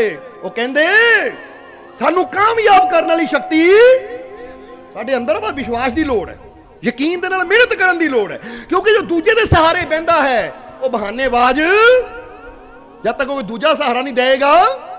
जिद्दां हुण समझ लो तुसीं एक ऐसे गड्ढे च गिर गए कि जिथों तुसीं निकल सकते हो अगर कोशिश करो, पर तुसीं इंतजार करते रहो कोई आएगा मैनू गड्ढे चों कड्ढेगा। हुण इंतजार करने वाले नूं की पता कोई कदों आवे, हुण आवे, अगले दिन आवे, अगले हफ्ते आवे, कोई आवे ही ना तो बैठा रहे गड्ढे च। तो जिहड़ा कहंदा है जे मैं कोशिश करा मेहनत करा तो मैं गड्ढे चों बाहर, वो कोशिश करनी शुरू कर दे विश्वास नाल, तो हो सकता है 2 घंटियां च ही वो गड्ढे चों बाहर निकल जावे। क्योंकि इनू कहते हैं अपने आप ते विश्वास, अपने अंदरली वो शक्ति ते विश्वास कि जे अज मैं मुश्किलों के गड्ढे च गिरिया हाँ ਤਾਂ ਮੈਨੂੰ ਹਰ ਮੁਸ਼ਕਿਲ ਦੇ ਗੱਡੇ ਚੋਂ ਕੱਢਣ ਵਾਲਾ ਮੇਰਾ ਮਾਲਿਕ ਮੈਨੂੰ ਸਫਲਤਾ ਦੇਣ ਵਾਲਾ ਮੇਰਾ ਮਾਲਿਕ मेरी हर मुश्किल का हल करने वाला मेरा मालिक बस ये विश्वास। ये हार उसकी होती है जो शिकायतें और बहाने बार बार करता है, और जीत उसकी होती है, और जीत उसकी होती है जो विश्वास के साथ कोशिशें हजार करता है। जित केदी हुंदी है, हार केदी हुंदी? दस दिता। जिहड़ा बहानेबाजी करी, बहानेबाजी किहनूं कहंदे? टाल मटोल करना। जिदा किसी नूं कहनो भाई आ तू बीमार आ, वेट वध गया, जिम जाया कर, रनिंग करिया कर, वो कोई नहीं कल तो शुरू कर देना। तो कल नूं पुछो गया क्यों नहीं? वो मेरे बूट नहीं लभे सी, मैनू जगाया नहीं किसी ने। हाँ मम्मी नूं कहा सी, मम्मी जगा दी, मम्मी ने मैनू जगाया नहीं। वो सेहत तेरी खराब है, हैल्थ की तैनू लोड़ है, तो जगावे कोई होर। जरा समझना सारिਆਂ ने। ਹੁਣ ਸਾਨੂੰ ਪਤਾ ਰੋਜ਼ सत्संग ਤੇ ਜਾਣਾ ਹੈ, ਮਿਹਨਤ ਵੀ ਕਰਨੀ ਹੈ, ਤਾਂ ਕੋਈ ਜਗਾਵੇ ਨਾ ਜਗਾਵੇ 4 ਵਜੇ ਆਪ ਉੱਠਣਾ ਸਾਡਾ ਨਿਯਮ ਹੈ। ਹੁਣ ਇਹ ਥੋੜੀ ਕੋਈ ਸੇਵਾਦਾਰ ਆਏਗਾ ਜਗਾਏਗਾ ਸਾਨੂੰ। ਉਹ ਐਸੀ ਇਹ ਆਸ ਨਹੀਂ ਰੱਖਣੀ ਕੋਈ ਸਾਨੂੰ ਜਗਾਵੇ, ਬਲਕਿ ਆਪਣੀ ਜ਼ਿੰਦਗੀ ਐਸੀ ਬਣਾਣੀ ਕਿ ਅਸੀਂ ਦੂਜਿਆਂ ਨੂੰ ਜਗਾ ਸਕੀਏ। ਜ਼ਿੰਦਗੀ ਇਹਨੂੰ ਕਹਿੰਦੇ ਆ। ਅੱਜ ਬੰਦਾ ਕਹਿੰਦਾ ਕੋਈ ਆਵੇ और मैनू कोई आ गिफ्ट देवे, मैनू कोई आ चीज देवे, वो इदां दा अपने आप नूं बनाए कि मैनू गिफ्ट नहीं चाहिदा, मैं खुद नूं इन्ना कामयाब करना कि मैं दुनिया नूं गिफ्ट देवां। जिंदगी इहनूं कहंदे आ, इहनूं कहंदे पॉजिटिव सोच। क्योंकि जब तक दूजियां तो पाण दी उम्मीद च बैठे रहांगे, साडी सोच ही मंगतियां वाली है, तो सारी जिंदगी मंगते बन के बैठे रहांगे। तो जदों साडी सोच दातियां वाली हो जाएगी, देण वाली हो जाएगी कि मैं मंगना नहीं, मैं सब नूं वंडना है। इसलिए तो श्री कृष्ण ने बड़ी प्यारी गल कही है, जरा गौर करना, ये लाइन भी बड़ी समझने वाली है। श्री कृष्ण कहते, जरा हम ध्यान देना, वो कहते कि आप जो बांटोगे वो ही आपके पास कई गुना होकर आएगा, फिर चाहे वो धन हो, अन्न हो, सम्मान हो, अपमान हो, नफरत हो या प्यार। जरा गौर करो, वो कहते जो तुसी वंडना है ना, दूजे नूं देना है, वही तुहाडे कोल कई गुना होके वापस आना है। कुदरत का नियम है, श्री कृष्ण ने किया। कहते कुदरत का नियम है कि आप जो बांटोगे वही आपके पास कई गुना होकर। हुण इहनूं इदां समझ लो, तुसी किसी नूं गाली दिंदे हो, बांटण दा मतलब जो तुसी दिंदे हो, तुसी किसी नूं गाली दिंदे हो सकदा तुसी एक देवो तो अगला 10 दे देवे तुहानूं। है तू मैनूं इदां दित्ता, लै तेरा इदां तेरा उदां, वो 50 गालियां दे देवे। ਇਹਦਾ मतलब मैं गाली बांटी सी तो कई गुना होके वापस। ये कहते आप जो बांटोगे वही आपके पास कई गुना होकर वापस आएगा, फिर चाहे वो धन हो, अन्न हो, सम्मान हो, अपमान हो, नफरत हो या प्यार। ਇਹਦਾ मतलब कि कली कली चीज ਨੂੰ ਸਮਝੀਏ। ਉਹ ਕਹਿੰਦੇ ਜੇ ਤੂੰ ਧਨ ਵੰਡਦਾ ਹੈ ਤਾਂ ਕੁਦਰਤ ਤੇਰੇ ਵਾਸਤੇ ਬਰਕਤਾਂ ਦੇ ਦਰਵਾਜ਼ੇ ਖੋਲ ਦਿੰਦੀ ਹੈ। ਤਾਂ ਹੀ ਕਹਿੰਦੇ ਦਾਨ ਦਿਏ ਧਨ ਨਾ ਘਟੇ, ਕਹਿ ਗਏ ਦਾਸ चिड़ी चौंच भर ले गई नदी ना घटियो। ताही हर धार्मिक ग्रंथ के अंदर हर जगह दान देने की प्रथा है कि दसवंध और नेक पासे ला, रब दे रास्ते ला, क्योंकि लाएगा तो पाएगा, देगा तो मिलेगा। धरती च बीज पावांगे तो फिर ही बोरियां घर जाणगियां। धरती च एक आलू बीजांगे तो पौधा निकलेगा जिन्होंने हजारां ही लगणगे, तो जे पहले ही नहीं देगा तो फिर मिलेगा भी। ये समझ लेना सारे ने। इसलिए वो कहते आप जो भी बांटोगे वो कई गुना होकर आपके पास आएगा। हुण क्या है, वो धन है, इसलिए कहते अगर धन ज्यादा चाहिए है तो फिर इनू नेक पासे लाओ, चंगे पासे लाओ, रब दे रस्ते च लाओ। किसे भुखे नू खाना खिलाओ, किसे प्यासे नू पानी पिलाओ। पर भुखे नू खाना खिलाने का फिर कहांगे, भुखे नू खाना खिला दिओ, पैसा ना दिओ, क्योंकि हो सकता तुहाडा पैसा लैके मुर्गा खावे तो तुहाडी वजह नाल जान गई मुर्गे दी। समझदे हो कि नहीं? तुसी पैसा दिता जाके ठेके तो बोतल लवे, हुण बोतल लैके नशे च जाके घर वाली नूं कुट्टे तो तुहाडी वजह नाल मार पई। इदां पाप भी नहीं करना। सो पैसा भी दान उत्थे करना जिथे सानूं होना चाहिए कि साडा पैसा सही जगह। इले भुखा है तो खाना खिला दो भाई, बह के खाना खा ला, आटे का थैला भी नहीं लैके देना तेनों, क्योंकि की पता मेरे को आटे का थैला लवे तो उत्थे जाके बेच के पैसा लैके फिर दारू पी लावे। तू पता कुछ इतना, क्योंकि इन्होंने पहली सैटिंग की हुंदी है। मैनू ना 2.5 किलो 3 किलो दाने लै दिओ, वो दाने पहली सैटिंग हुंदी है कि भाई मैं दाने ले आने तेनू देने तो मैनू पैसे दे दी।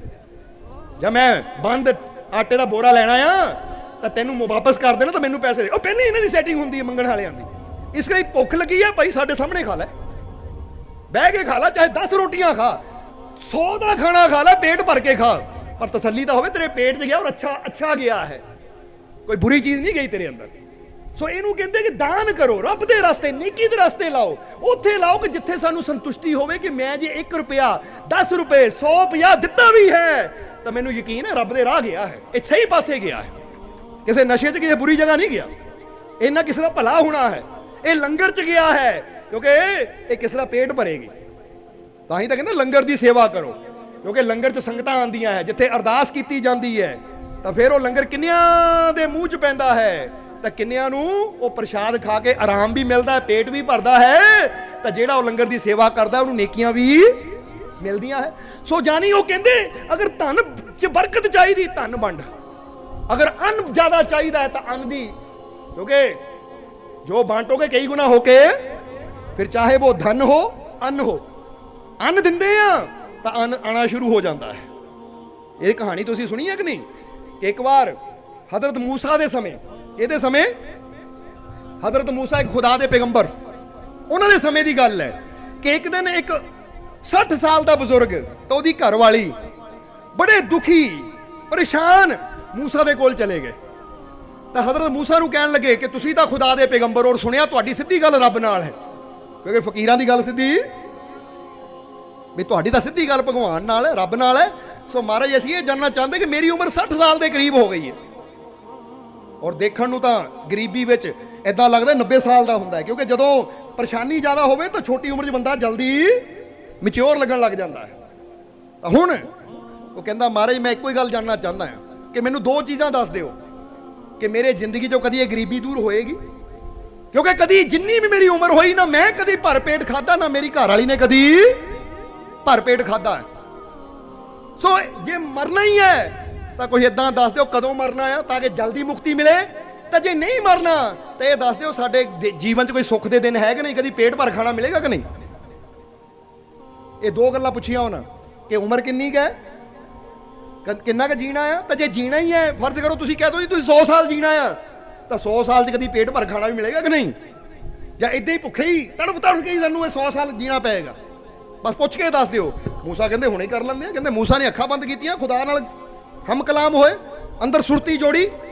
ਔਰ ਇੱਥੇ ਇੱਕ ਗੱਲ ਇਹ ਵੀ ਕਹਾਂਗੇ ਕਿ ਰੱਬ ਕਿਤੇ ਬਾਹਰ ਨਹੀਂ ਹੈ, ਇਸ ਲਈ ਉਹਨੂੰ ਜੰਗਲਾਂ 'ਚ, ਮੰਦਰਾਂ, ਮਸਜਿਦਾਂ 'ਚ ਲੱਭਣ ਦੀ ਲੋੜ ਨਹੀਂ ਹੈ, ਕਿਉਂਕਿ परमात्मा किथे है। हर को देखण का भला क्या लगता है मोल, बाहर के पट बंद कर अंतर के पट।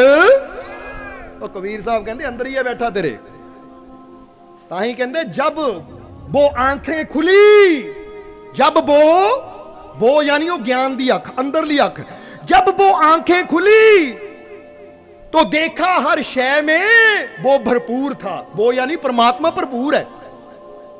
जब अंदर की आंखें खुली तो देखा हर शय में वो भरपूर है, हर शय में वो भरपूर है। फिर जब आंखें बंद की तो देखा अंदर खुदा का नूर है। ओ फकीरों के पास बैठकर ये समझ आई, फकीरों के पास बैठकर ये समझ पाई कि वो तो मेरे पास ही था, मैं ही उससे दूर था। कहते रब तो पास ही सी पर मैं ही दूर किदां। हुण कई बार ना तुसीं दो जने जिन्ने मर्जी नेड़े बह जाओ, एक गल कर रहे हो तो दूजे ध्यान ही किते होर होवे। वो कहता की गल, शरीर तो बैठा पर लगदा नहीं इत्थे, तू कित्थे गया है, तू तेरा ख्याल कित्थे है। ਇਹਦਾ ਮਤਲਬ ਨੇੜੇ ਹੁੰਦਿਆਂ ਹੋਏ ਵੀ ਕਈ ਵਾਰ ਆਪਣੀ ਸੋਚ ਨਾਲ ਅਸੀਂ ਦੂਜੇ ਤੋਂ ਦੂਰ। ਜਿੱਦਾਂ ਕਿਸੇ ਨੇ ਫਕੀਰ ਨੂੰ ਸਵਾਲ ਪੁੱਛਿਆ ਸੀ, ਕਹਿੰਦਾ ਮਾਰੇ ਗੁੱਸੇ 'ਚ ਲੋਕ ਉੱਚੀ ਕਿਉਂ ਬੋਲਦੇ ਆ।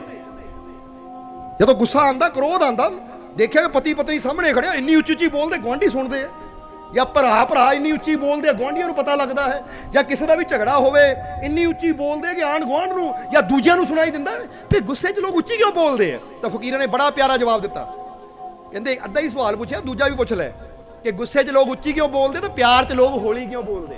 कभी देखिया दो प्यारे बैठे होणगे इदां घुसर फुसर करनगे, नाल दे नूं सुनेगा ही नहीं, ओए की घुसर फुसर करदे आ। ये राज दीयां गल्लां मैं किहनूं किहनूं दसां। वो इदां लागे बैठे गल करनगे प्रेमी, नाल बैठे नूं पता नहीं लगा की गल कह गए। ਉਹ ਟਾਈਮ ਫਿਕਸ ਕਰ ਲੈਂਦੇ ਮਿਲਣ ਮਿਲਣ ਦਾ, ਇੱਥੇ ਜਾਣਾ ਇੱਥੇ ਜਾਣਾ, ਨਾਲ ਦੇ ਨੂੰ ਪਤਾ ਨਹੀਂ ਲੱਗਦਾ। ਜਦੋਂ ਪ੍ਰੇਮ 'ਚ ਹੁੰਦਾ ਬੰਦਾ ਤਾਂ ਇੰਨਾ ਹੌਲੀ ਬੋਲਦਾ ਕਿ ਨਾਲ ਦੇ ਨੂੰ ਵੀ, ਤਾਂ ਜਦੋਂ ਗੁੱਸੇ 'ਚ ਹੁੰਦਾ ਹੈ ਏਦਾਂ ਬੋਲਦਾ ਕਿ ਗੁਆਂਢੀ ਵੀ ਸੁਣ ਲੈਂਦੇ ਆ। ਕਾਰਨ ਕੀ ਹੈ? ਗੁੱਸੇ 'ਚ ਬੋਲਣ ਦਾ ਉੱਚੀ ਕਾਰਨ ਕੀ ਹੈ, ਤਾਂ ਪ੍ਰੇਮ 'ਚ ਹੌਲੀ ਬੋਲਣ ਦਾ ਕਾਰਨ ਕੀ ਹੈ? ਕਾਰਨ ਇੱਕੋ ਹੀ ਹੈ ਕਿ ਗੁੱਸੇ ਦੇ ਵਿੱਚ ਇਨਸਾਨ ਦਾ ਸਰੀਰ ਤਾਂ ਨੇੜੇ ਹੁੰਦਾ ਹੈ ਪਰ ਦਿਲ ਇੰਨੇ ਦੂਰ ਹੋ ਜਾਂਦੇ ਹੈ, ਔਰ ਜਦੋਂ ਦਿਲ ਦੂਰ ਹੋ ਜਾਂਦੇ ਤਾਂ ਬੰਦਾ ਉੱਚੀ ਬੋਲ ਕੇ ਆਪਣੀ ਆਵਾਜ਼ ਸੁਣਾਉਣ ਦੀ ਕੋਸ਼ਿਸ਼ ਕਰਦਾ ਹੈ। ਤਾਂ ਪ੍ਰੇਮ ਦੇ ਵਿੱਚ ਦਿਲ ਇੰਨੇ ਨਾਲ ਜੁੜ ਜਾਂਦੇ ਹੈ ਕਿ ਆਵਾਜ਼ਾਂ ਦੀ ਲੋੜ ਹੀ ਨਹੀਂ ਰਹਿ ਜਾਂਦੀ। ਇਹ ਗੱਲ ਦਿਲਾਂ ਦੀ ਹੈ, ਸਰੀਰਾਂ ਦੀ ਨਹੀਂ ਹੈ। ਜਦੋਂ ਦਿਲ ਇੰਨੇ ਨੇੜੇ ਹੁੰਦੇ ਆ ਬੰਦਾ ਹੌਲੀ ਹੌਲੀ ਬੋਲਦਾ, ਇਸ਼ਾਰੇ ਵੀ ਸਮਝ ਲੈਂਦਾ ਹੈ, ਹੁੰਦਾ ਕਿ ਨਹੀਂ?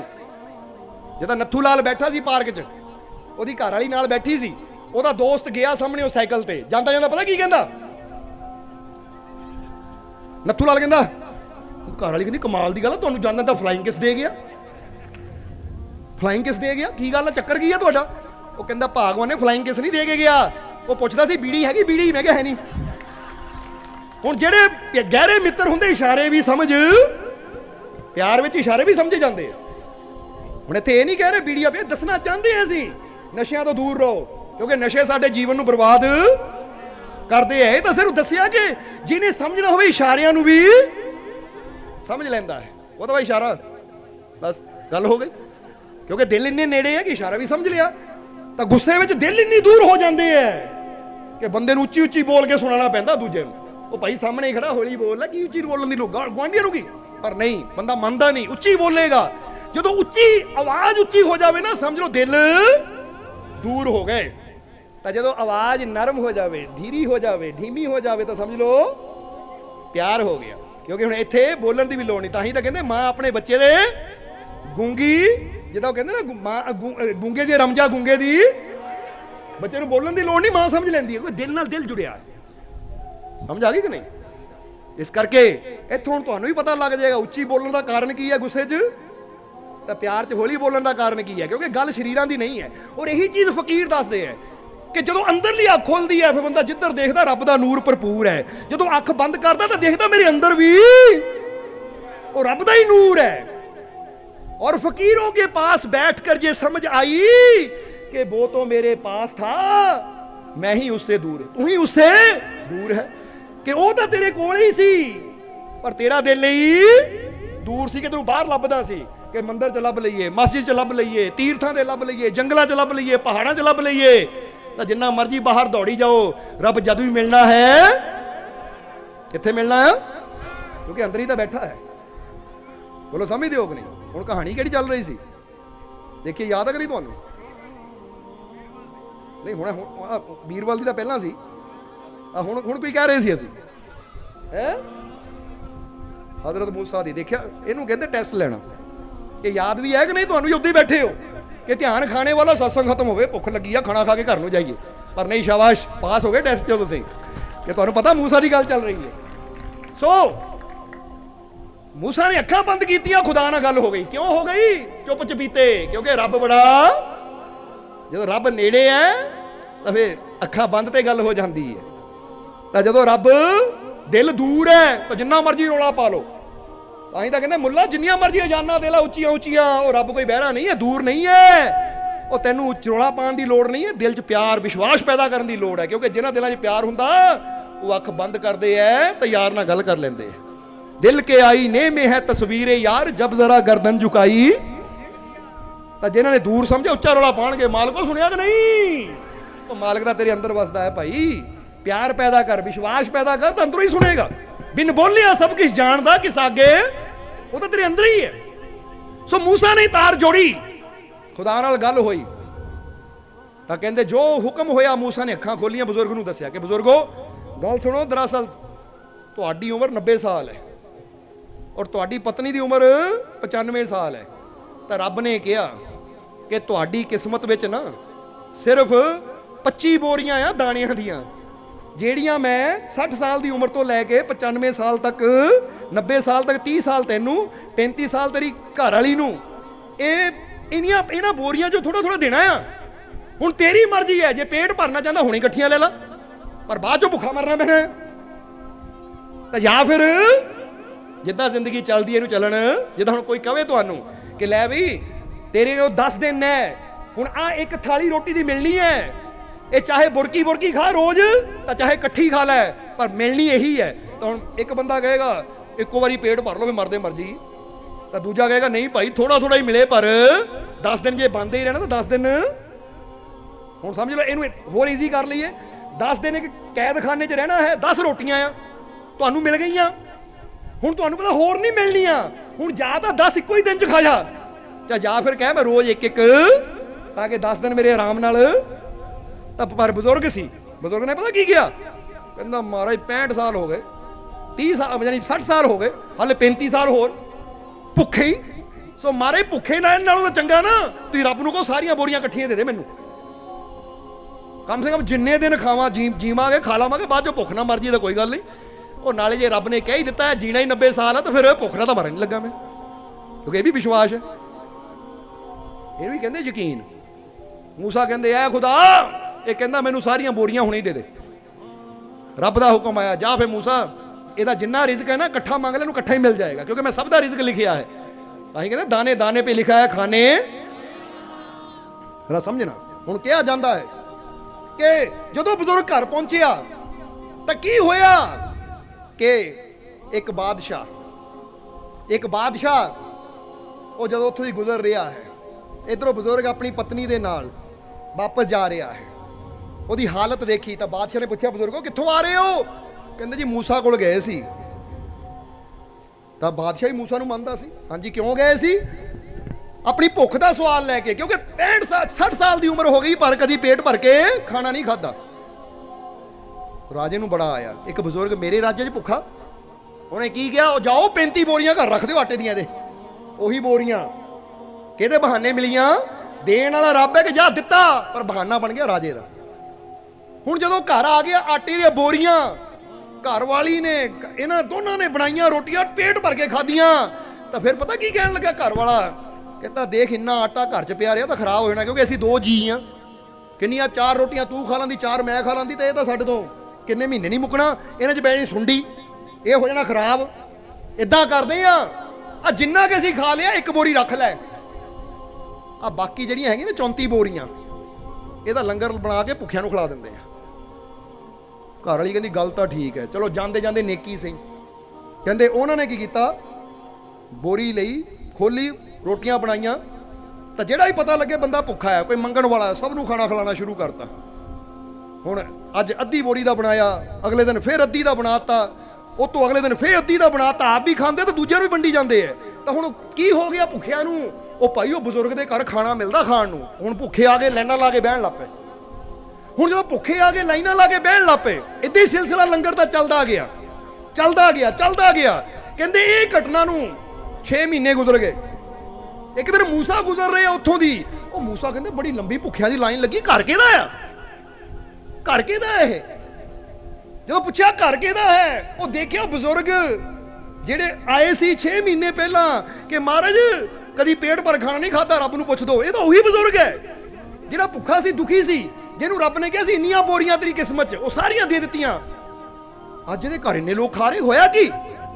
ਹੁਣ ਜਦੋਂ ਗਿਆ ਬਜ਼ੁਰਗ ਨੇ ਦੇਖਿਆ ਹਜ਼ਰਤ ਮੂਸਾ ਨੂੰ, ਕਹਿੰਦਾ ਹਜ਼ਰਤ ਆ ਗਏ ਤੁਸੀਂ, ਆਓ ਤੁਸੀਂ ਵੀ ਖਾਣਾ ਖਾਓ।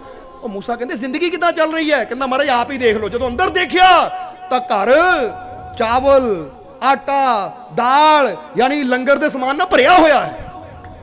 ਉਹ ਮੂਸਾ ਕਹਿੰਦੇ ਤੇਕੋ ਕਿੱਥੋਂ ਆ ਗਿਆ ਇਹ?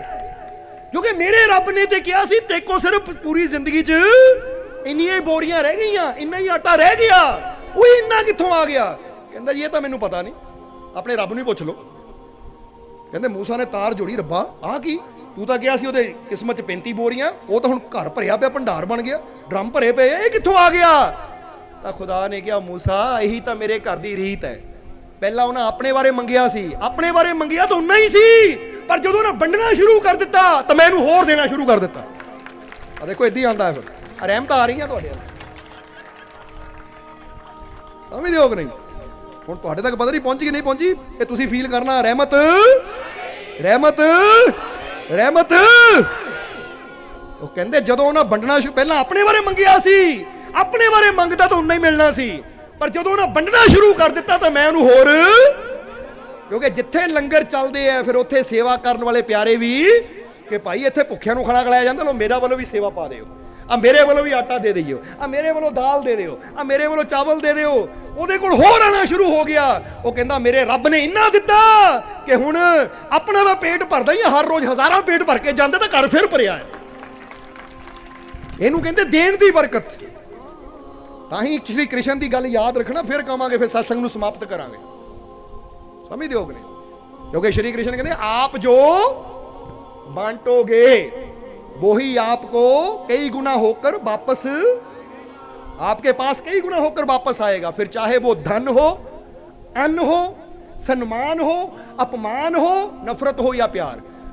हुण कहते जे धन चाहिदा है धन नूं नेक पासे लाओ, जे अन्न चाहिदा है तो लंगर च सेवा अन्न दी पाओ, तो जे अपमान चाहिदा तो दूजे दा अपमान करना शुरू कर दिओ। तुहाडा अपमान होना, क्योंकि ਜਿਹੜਾ ਦੂਜੇ ਦੀ ਬੇਇੱਜ਼ਤੀ ਕਰੇਗਾ ਫਿਰ ਉਹਦੀ ਬੇਇੱਜ਼ਤੀ ਹੋਏਗੀ। ਤੁਸੀਂ ਕਿਸੇ ਨੂੰ ਤੂੰ ਕਹਿ ਕੇ ਬੁਲਾਓਗੇ ਤਾਂ ਅਗਲੇ ਨੇ ਵੀ ਹਾਂ ਦੱਸ ਤੈਨੂੰ ਕੀ, ਤੁਸੀਂ ਕਹੋ ਤੂੰ ਕਿੱਥੇ ਚੱਲਾਂ, ਉਹ ਤੈਨੂੰ ਕੀ ਜਿੱਥੇ ਮਰਜ਼ੀ ਜਾਵਾਂ। ਹਾਂਜੀ ਭਾਈ ਸਾਹਿਬ ਕਿੱਥੇ ਚੱਲੇ ਹੋ? ਨਹੀਂ ਭਾਈ ਸਾਹਿਬ ਕਿਤੇ ਨਹੀਂ ਚੱਲੇ। ਤੁਸੀਂ ਦੱਸੋ, ਹੋਰ ਕਿਸੇ ਨੂੰ ਭਾਈ ਸਾਹਿਬ ਕਵਾਂਗੇ, ਤੁਸੀਂ ਕਵਾਂਗੇ ਤਾਂ ਅਗਲਾ ਵੀ ਤੁਸੀਂ ਕਹੇਗਾ, ਤਾਂ ਕਿਸੇ ਨੂੰ ਤੂੰ ਕਵਾਂਗੇ ਤਾਂ ਅੱਗਿਓਂ ਵੀ, ਕਿਸੇ ਨੂੰ ਗਾਲ ਦੇਵਾਂਗੇ ਤਾਂ ਅੱਗਿਓਂ ਕੀ ਮਿਲਣਾ ਹੈ? ਅੱਗਿਓਂ ਪਿਆਰ ਮਿਲਣਾ। ਫਿਰ ਜਵਾਬ ਦੇ ਦਿਓ। ਹੁਣ ਤੁਸੀਂ ਕੁੱਤੇ ਨੂੰ ਡੰਡਾ ਦਿਖਾਓਗੇ ਤਾਂ ਕੀ ਮਿਲਣਾ ਹੈ? ਜਵਾਬ ਦੇ ਦਿਓ। ਕੁੱਤਾ ਡੰਡੀ ਵੱਢਣ ਨੂੰ ਫਿਰੇਗਾ, ਮੁੱਚ ਮਾਰਨ ਨੂੰ ਫਿਰੇਗਾ, ਖਾਣ ਨੂੰ ਫਿਰੇਗਾ, ਕਿਉਂਕਿ ਡੰਡਾ ਚੱਕ ਲੈ ਦੰਦ ਦਿਖਾਏਗਾ। ਤਾਂ ਕੁੱਤੇ ਨੂੰ ਰੋਟੀ ਪਾ ਦਿਓ, ਪਿਆਰ ਨਾਲ ਹੱਥ ਫੇਰੋ, ਤਾਂ ਕੁੱਤਾ ਕੀ ਕਰੇਗਾ? ਤੁਹਾਡੇ ਪੈਰ ਚੱਟੇਗਾ, ਪੂਛ ਹਿਲਾਏਗਾ ਤੁਹਾਡੇ ਮੋਰੇ, क्योंकि एक कुदरत का नियम है। आप जो बांटोगे वही कई गुना होकर आपके पास वापस आएगा। ਕਿਸੇ ਦਾ ਅਪਮਾਨ ਕਰਾਂਗੇ, ਕਿਸੇ ਦੀ ਨਿੰਦਿਆ ਕਰਾਂਗੇ ਤਾਂ ਘਰ ਘਰ ਤੁਹਾਡੀ ਨਿੰਦਿਆ ਹੋਏਗੀ, ਤੁਹਾਡਾ ਅਪਮਾਨ ਹੋਏਗਾ। ਕਿਸੇ ਦਾ ਸਨਮਾਨ ਕਰਾਂਗੇ, ਕਿਸੇ ਦੀ ਇੱਜ਼ਤ ਦੇਵਾਂ, ਕਿਸੇ ਨੂੰ ਇੱਜ਼ਤ ਦੇਵਾਂਗੇ, ਕਿਸੇ ਦੀ ਇੱਜ਼ਤ ਕਰਾਂਗੇ ਤਾਂ ਘਰ ਘਰ ਤੁਹਾਡੀ ਇੱਜ਼ਤ ਹੋਏਗੀ, ਤੁਹਾਡਾ ਸਨਮਾਨ ਹੋਏਗਾ। ਤਾਂ ਜੇ ਕਿਸੇ ਨਾਲ ਨਫ਼ਰਤ ਕਰਾਂਗੇ ਤਾਂ ਫਿਰ ਦੁਨੀਆ ਤੁਹਾਡੇ ਨਾਲ ਨਫ਼ਰਤ ਕਰੇਗੀ। ਤਾਂ ਜੇ ਤੁਸੀਂ ਦੂਜਿਆਂ ਨਾਲ ਪਿਆਰ ਕਰੋਗੇ ਤਾਂ ਤੁਹਾਨੂੰ ਕਈ ਗੁਣਾ ਹੋ ਕੇ, ਹੁਣ ਅੱਜ ਬੰਦਾ ਕਹਿੰਦਾ ਮੈਨੂੰ ਪਿਆਰ ਨਹੀਂ ਮਿਲਦਾ। ਉਹ ਭਾਈ ਇਹ ਨਾ ਕਹਿ ਮੈਨੂੰ ਮਿਲਦਾ ਨਹੀਂ, ਤੂੰ ਕਰਦਾ ਕਿੰਨੇ ਕੁ ਨੂੰ ਹੈ? ਹੁਣ ਬੋਏ ਪੇੜ ਬਬੂਲ ਕਾ ਫਿਰ ਆਮ ਕਹਾਂ ਸੇ, ਤੂੰ ਆਪ ਨਫ਼ਰਤ ਦੇ ਬੀਜ ਬੋਂਦਾ ਪਿਆ ਤਾਂ ਲੱਭਦਾ ਪਿਆਰ ਕਿੱਥੋਂ ਮਿਲਣਾ ਹੈ? ਕਈ ਬੰਦੇ ਦੇਖੇ ਨਾ ਗੁਰੂਆਂ ਰਹਿਬਰਾਂ ਪੀਰਾਂ ਫਕੀਰਾਂ ਦੀ ਵੀ ਨਿੰਦਿਆ ਹੀ ਕਰਦੇ ਰਹਿੰਦੇ ਆ, ਫਿਰ ਕਹਿੰਦੇ ਸਾਡੇ ਜੀਵਨ 'ਚ ਖੁਸ਼ੀ ਨਹੀਂ ਆਉਂਦੀ, ਸਾਡੇ ਜੀਵਨ 'ਚ ਬਰਕਤਾਂ ਨਹੀਂ ਆਉਂਦੀਆਂ। ਪਰ ਕਰਨਾ ਕੀ ਉਹਨਾਂ ਨੇ? ਨਿੰਦਿਆ, ਸੰਤਾਂ ਦੀ ਨਿੰਦਿਆ, ਗੁਰੂਆਂ ਦੀ ਨਿੰਦਿਆ। ਉਹ ਜੀ ਇਦਾਂ, ਉਹ ਜੀ ਉਦਾਂ। ਜਰਾ ਸਮਝ ਲੈਣਾ ਸਾਰਿਆਂ ਨੇ। ਹੁਣ ਇੱਥੇ ਫਿਰ ਕਵਾਂਗੇ ਮੂਸਾ ਦੀ ਕਹਾਣੀ ਤੋਂ ਕੀ ਸਮਝ ਆਈ ਕਿ ਰੱਬ ਨੇ ਕਿਹਾ ਜਦੋਂ ਤੱਕ ਆਪਣੇ ਬਾਰੇ ਮੰਗਦਾ ਸੀ ਤਾਂ ਉਨਾ ਹੀ ਮਿਲਣਾ ਸੀ, ਪਰ ਜਦੋਂ ਉਹਨਾਂ ਵੰਡਣਾ ਸ਼ੁਰੂ ਕਰਤਾ ਮੈਂ ਇਹਨੂੰ ਹੋਰ ਦੇਣਾ। ਹੁਣ ਰੱਬ ਨੇ ਤੁਹਾਨੂੰ ਵੀ ਹੋਰ ਦੇਣਾ ਸ਼ੁਰੂ ਕਰ ਦੇਣਾ ਜਦੋਂ ਤੁਸੀਂ ਵੰਡਣਾ ਸ਼ੁਰੂ ਕਰ ਦਿੱਤਾ। ਇਹ ਯਾਦ ਰੱਖੋ, ਕਿਉਂਕਿ ਰੱਬ ਦੇ ਘਰ ਦਾ ਨਿਯਮ ਹੈ। ਔਰ ਇਹ ਗੱਲ ਸ਼੍ਰੀ ਕ੍ਰਿਸ਼ਨ ਕਹਿ ਰਹੇ ਹੈ, ਜੋ ਬਾਂਟੋਗੇ ਮਿਲੇਗਾ। ਇਹਲੇ ਪਿਆਰ ਚਾਹੀਦਾ ਤਾਂ ਸਭ ਨੂੰ ਪਿਆਰ ਕਰੋ, ਔਰ ਜੇ ਚਾਹੁੰਦੇ ਹੋ ਨਫ਼ਰਤ ਤਾਂ ਫਿਰ ਭਾਈ ਨਫ਼ਰਤ ਕਰੋ, ਫਿਰ ਨਫ਼ਰਤ ਹੀ ਮਿਲੇਗੀ। अपमान करूंगे अपमान ही मिलेगा, सम्मान करूंगे सम्मान मिलेगा। हुण तुसी की चाहते हो? और जे कामयाबी चाहते हो ना तो फिर कहांगे दूजियां दी मदद करो कामयाब होने विच, रब तुहाडी मदद करेगा कामयाब होने विच। जदों असीं दूजियां दे रस्ते रुकावटां पांदे ना, ये कामयाब नहीं होना चाहिए, तो कुदरत साडे रस्ते रुकावटां खड़ियां कर दिंदी है, सानू कदी कामयाबी नहीं मिलदी। ये गल याद रखना, क्योंकि जो देना है सानू मिलना भी। ਹੁਣ ਕੋਈ ਕਹਿੰਦੇ ਇਹਦਾ ਕੰਮ ਨਹੀਂ ਬਣਨਾ ਚਾਹੀਦਾ, ਓਏ ਰੋਕ ਲੈ ਉਹਦੇ ਕੰਮ ਨੂੰ। ਤਾਂ ਯਾਦ ਰੱਖ, ਉਹਦਾ ਇੱਕ ਕੰਮ ਤੂੰ ਰੋਕਣਾ, ਤੇਰੇ ਹਜ਼ਾਰਾਂ ਕੰਮ ਰੋਕਦੇ ਨੇ ਰੱਬ ਨੇ। ਉਹਦੇ ਇੱਕ ਕੰਮ ਬਣਾਉਣ ਵਿੱਚ ਮਦਦ ਕਰੇਗਾ ਤਾਂ ਤੇਰੇ ਰੁਕੇ ਹੋਏ ਹਜ਼ਾਰਾਂ ਕੰਮ ਰੱਬ ਬਣਾਉਣਾ ਸ਼ੁਰੂ ਕਰ ਦੇਗਾ। ਇਸ ਕਰਕੇ ਇਹ ਸੋਚ ਰੱਖ ਆਪਣੀ, ਕਿਉਂਕਿ ਜਿਹੜਾ ਗਿਰਦਿਆਂ ਨੂੰ ਉਠਾਉਂਦਾ ਹੈ, ਇਹ ਫਿਰ ਕਵਾਂਗੇ ਕਿ ਜੇ ਤੁਸੀਂ ਗਿਰਦੇ ਨੂੰ ਉਠਾਉਂਦੇ ਹੋ ਨਾ ਤਾਂ ਰੱਬ ਕਹਿੰਦਾ ਸ਼ਾਬਾਸ਼, ਅੱਜ ਤੂੰ ਇਸ ਨੂੰ ਉਠਾਇਆ ਹੈ ਤਾਂ ਦੇਖ ਮੈਂ ਤੈਨੂੰ ਇੰਨਾ ਉਚਾਈ ਤੇ ਲੈ ਜਾਣਾ ਕਿ ਦੁਨੀਆ ਤੈਨੂੰ ਦੇਖੇਗੀ ਕਿ ਕਿੱਥੋਂ ਕਿੱਥੇ ਪਹੁੰਚ ਗਿਆ। ਇਸ ਕਰਕੇ ਕਿਸੇ ਨਾਲ ਨਫ਼ਰਤ ਨਾ ਕਰੋ, ਕਿਸੇ ਨੂੰ ਕਾਮਯਾਬ ਹੁੰਦਾ ਦੇਖ ਕੇ ਸੜੋ ਨਾ, ਬਲਕਿ ਸਭ ਨਾਲ ਪਿਆਰ ਕਰੋ, ਸਰਬੱਤ ਦਾ ਭਲਾ ਮੰਗੋ, ਸਭ ਦੀ ਕਾਮਯਾਬੀ ਮੰਗੋ। ਕਿਉਂਕਿ ਜਦੋਂ ਸਭ ਦੀ ਕਾਮਯਾਬੀ ਮੰਗਦੇ ਆ ਤਾਂ ਫਿਰ ਸਾਨੂੰ ਕਾਮਯਾਬੀ ਮਿਲਣੀ। ਇਹਲੇ ਕਾਮਯਾਬ ਹੋਣਾ ਨਾ ਤੇ ਦੁਆ ਕਰਿਆ ਕਰੋ, ਅਰਦਾਸ ਕਰਿਆ ਕਰੋ, ਮੇਰੇ ਮਾਲਕ ਸਭ ਨੂੰ ਖੁਸ਼ੀਆਂ ਦੇ, ਸਭ ਨੂੰ ਤੰਦਰੁਸਤੀ ਦੇ, ਸਭ ਦੇ ਕੰਮਾਂ ਕਾਰਾਂ 'ਚ ਬਰਕਤ ਪਾ। ਕਿਉਂਕਿ ਜਦੋਂ ਇਦਾਂ ਦੀ ਦੁਆ ਕਰਦੇ ਆ, ਅਰਦਾਸ ਕਰਦੇ ਆ, ਪ੍ਰਾਰਥਨਾ ਕਰਦੇ ਆ ਤਾਂ ਸਾਡੇ ਜੀਵਨ 'ਚ ਖੁਸ਼ੀਆਂ ਆਣੀਆਂ ਸ਼ੁਰੂ। ਕਿਉਂਕਿ ਜੋ ਬਾਂਟੋਗੇ, ਤੁਸੀਂ ਵੰਡਦੇ ਆ ਦੁਆਵਾਂ ਤਾਂ ਤੁਹਾਨੂੰ ਵੀ ਦੁਆਵਾਂ ਹੀ ਮਿਲਣਗੀਆਂ। ਤੁਸੀਂ ਵੰਡਦੇ ਆ ਬਦ ਦੁਆਵਾਂ, ਇਹਦਾ ਭਲਾ ਨਾ ਹੋਵੇ, ਇਹਦਾ ਬੇੜਾ ਗਰਕ ਹੋ ਜਾਵੇ, ਤੁਸੀਂ ਬਦ ਦੁਆਵਾਂ ਵੰਡਦੇ ਹੋ ਤਾਂ ਤੁਹਾਨੂੰ ਵੀ ਕੀ ਮਿਲਣੀਆਂ? ਫਿਰ ਬਦ ਦੁਆ ਦੇ ਬਦਲੇ ਬਦ ਦੁਆ ਹੀ ਮਿਲਣੀ ਹੈ। ਹੁਣ ਤੁਸੀਂ ਖਰਾ ਸਿੱਕਾ ਦਿੰਦੇ ਹੋ ਦੁਕਾਨਦਾਰ ਨੂੰ ਤਾਂ ਚੀਜ਼ ਵੀ ਖਰੀ ਮਿਲਣੀ ਹੈ, ਤਾਂ ਜੇ ਖੋਟਾ ਸਿੱਕਾ ਦਵੋਗੇ ਤਾਂ ਮਿਲਣਾ ਕੀ ਫਿਰ? ਖਾਲੀ ਹੱਥ ਹੀ ਆਣਾ ਪੈਣਾ, ਕਿਉਂਕਿ ਖੋਟੇ ਸਿੱਕੇ ਚੱਲਦੇ ਨਹੀਂ ਹੈ। ਇਸ ਲਈ ਅਸੀਂ ਕਿਹਾ ਜਾਂਦਾ ਹੈ, ਹੁਣ ਕਈ ਕਹਿ ਦਿੰਦੇ ਨਾ ਉਹ ਮਾਲਕੋ ਉਹ ਤੁਹਾਡੇ ਬਾਰੇ ਇਦਾਂ ਕਹਿੰਦਾ ਉਦਾਂ ਕਹਿੰਦਾ, ਤਾਂ ਇੱਕੋ ਹੀ ਗੱਲ ਕਹੀਦੀ ਹੈ कि खोटे सिक्के जो खुद चले नहीं बाजार में आज वो ही कमियां ढूंढ रहे हैं मेरे किरदार में। कि ਜਿਹੜੇ ਆਪ ਕਿਤੇ ਚੱਲਦੇ ਨਹੀਂ ਹੈ ਉਹ ਦੂਜਿਆਂ ਦੀ ਕਮੀਆਂ ਕੱਢ ਕੇ ਆਪਣੇ ਮਨ ਨੂੰ ਤਸੱਲੀ ਦਿੰਦੇ। ਸਮਝਦੇ ਹੋ ਕਿ ਨਹੀਂ? ਤਾਂ ਜਿਨ੍ਹਾਂ ਦੇ ਆਪਣੇ ਗੁਣ ਹੁੰਦੇ ਆ ਉਹਨਾਂ ਕੋਲ ਇੰਨਾ ਵਕਤ ਹੀ ਨਹੀਂ ਹੁੰਦਾ ਕਿਸੇ ਨਿੰਦਿਆ ਕਰਨ, ਕਿਸੇ ਨੂੰ ਬੁਰਾ ਕਹਿਣ। ਉਹ ਕਹਿੰਦੇ ਆਪਣੇ ਆਪ ਨੂੰ ਬਿਹਤਰ ਬਣਾਉਣ ਵਿੱਚ ਅਸੀਂ ਇੰਨੇ ਮਸਰੂਫ ਆ, ਬਿਜ਼ੀ ਆ ਕਿ ਸਾਡੇ ਕੋਲ ਟਾਈਮ ਹੀ ਨਹੀਂ ਹੈ ਕਿਸੇ ਦੀ ਨਿੰਦਿਆ ਕਰਨ ਦਾ। ਕਿਸੇ ਨੂੰ ਬੁਰਾ ਬੋਲਣ ਦਾ ਵਕਤ ਉਹਦੇ ਕੋਲ ਹੁੰਦਾ ਜਿਹੜਾ ਆਪ ਵਿਹਲਾ ਬੈਠਾ ਹੋਵੇ। ਤਾਂ ਜਿਹੜਾ ਆਪ ਬਿਜ਼ੀ ਹੋਵੇ, ਦੂਜਿਆਂ ਦਾ ਭਲਾ ਕਰਨ 'ਚ ਲੱਗਾ ਹੋਵੇ, ਉਹਨੂੰ ਮਤਲਬ ਨਹੀਂ ਦੁਨੀਆ ਕੀ ਕਹਿੰਦੀ ਹੈ। ਸਮਝਦੇ ਹੋ ਕਿ ਨਹੀਂ? ਇਸ ਲਈ ਅੱਜ ਤੋਂ ਆਪਣੇ ਆਪ ਨੂੰ ਬਿਹਤਰ ਬਣਾਉਣ ਵਾਸਤੇ ਅਸੀਂ ਕੋਸ਼ਿਸ਼ ਕਰਨੀ ਹੈ, ਕਿਸੇ ਦੀ ਨਿੰਦਿਆ ਕਰਨ ਵਾਸਤੇ ਨਹੀਂ। ਕਿਹੜਾ ਕੀ ਕਰ ਰਿਹਾ, ਕਿਹੜਾ ਕੀ ਨਹੀਂ ਕਰ ਰਿਹਾ, ਇਸ ਲਈ ਸਮਝ ਲੈਣਾ ਸਾਰਿਆਂ ਨੇ। ਇਸ ਲਈ ਵੀਰਵਲ ਨੇ ਵੀ ਇਹੀ ਗੱਲ ਕਹੀ ਕਿ ਮਹਾਰਾਜ ਜੋ ਮੈਂ ਹਾਂ ਨਾ, ਇਹ ਅੱਜ ਮੈਂ ਗੁਰੂ ਦੇ ਗਿਆਨ ਦੀ ਵਜ੍ਹਾ ਨਾਲ ਹੈ। ਕਿਉਂਕਿ ਮੈਨੂੰ ਅੱਛਾ ਗੁਰੂ ਮਿਲਿਆ ਜੋ ਮੇਰੀ ਬੁੱਧੀ ਨੂੰ ਤਰਾਸ਼ਦਾ ਗਿਆ ਤਾਂ ਅੱਜ ਉਹਨਾਂ ਮੈਨੂੰ ਵੀਰ ਬਲ ਬਣਾ ਦਿੱਤਾ। ਵੀਰ ਵੀ ਬਣਾਇਆ ਔਰ ਗਿਆਨ ਦਾ ਬਲ ਵੀ ਦਿੱਤਾ ਕਿ ਅੱਜ ਮੈਂ ਹਰ ਮੁਸ਼ਕਿਲ ਦਾ ਸਾਹਮਣਾ ਕਰ ਸਕਦਾ ਹਾਂ।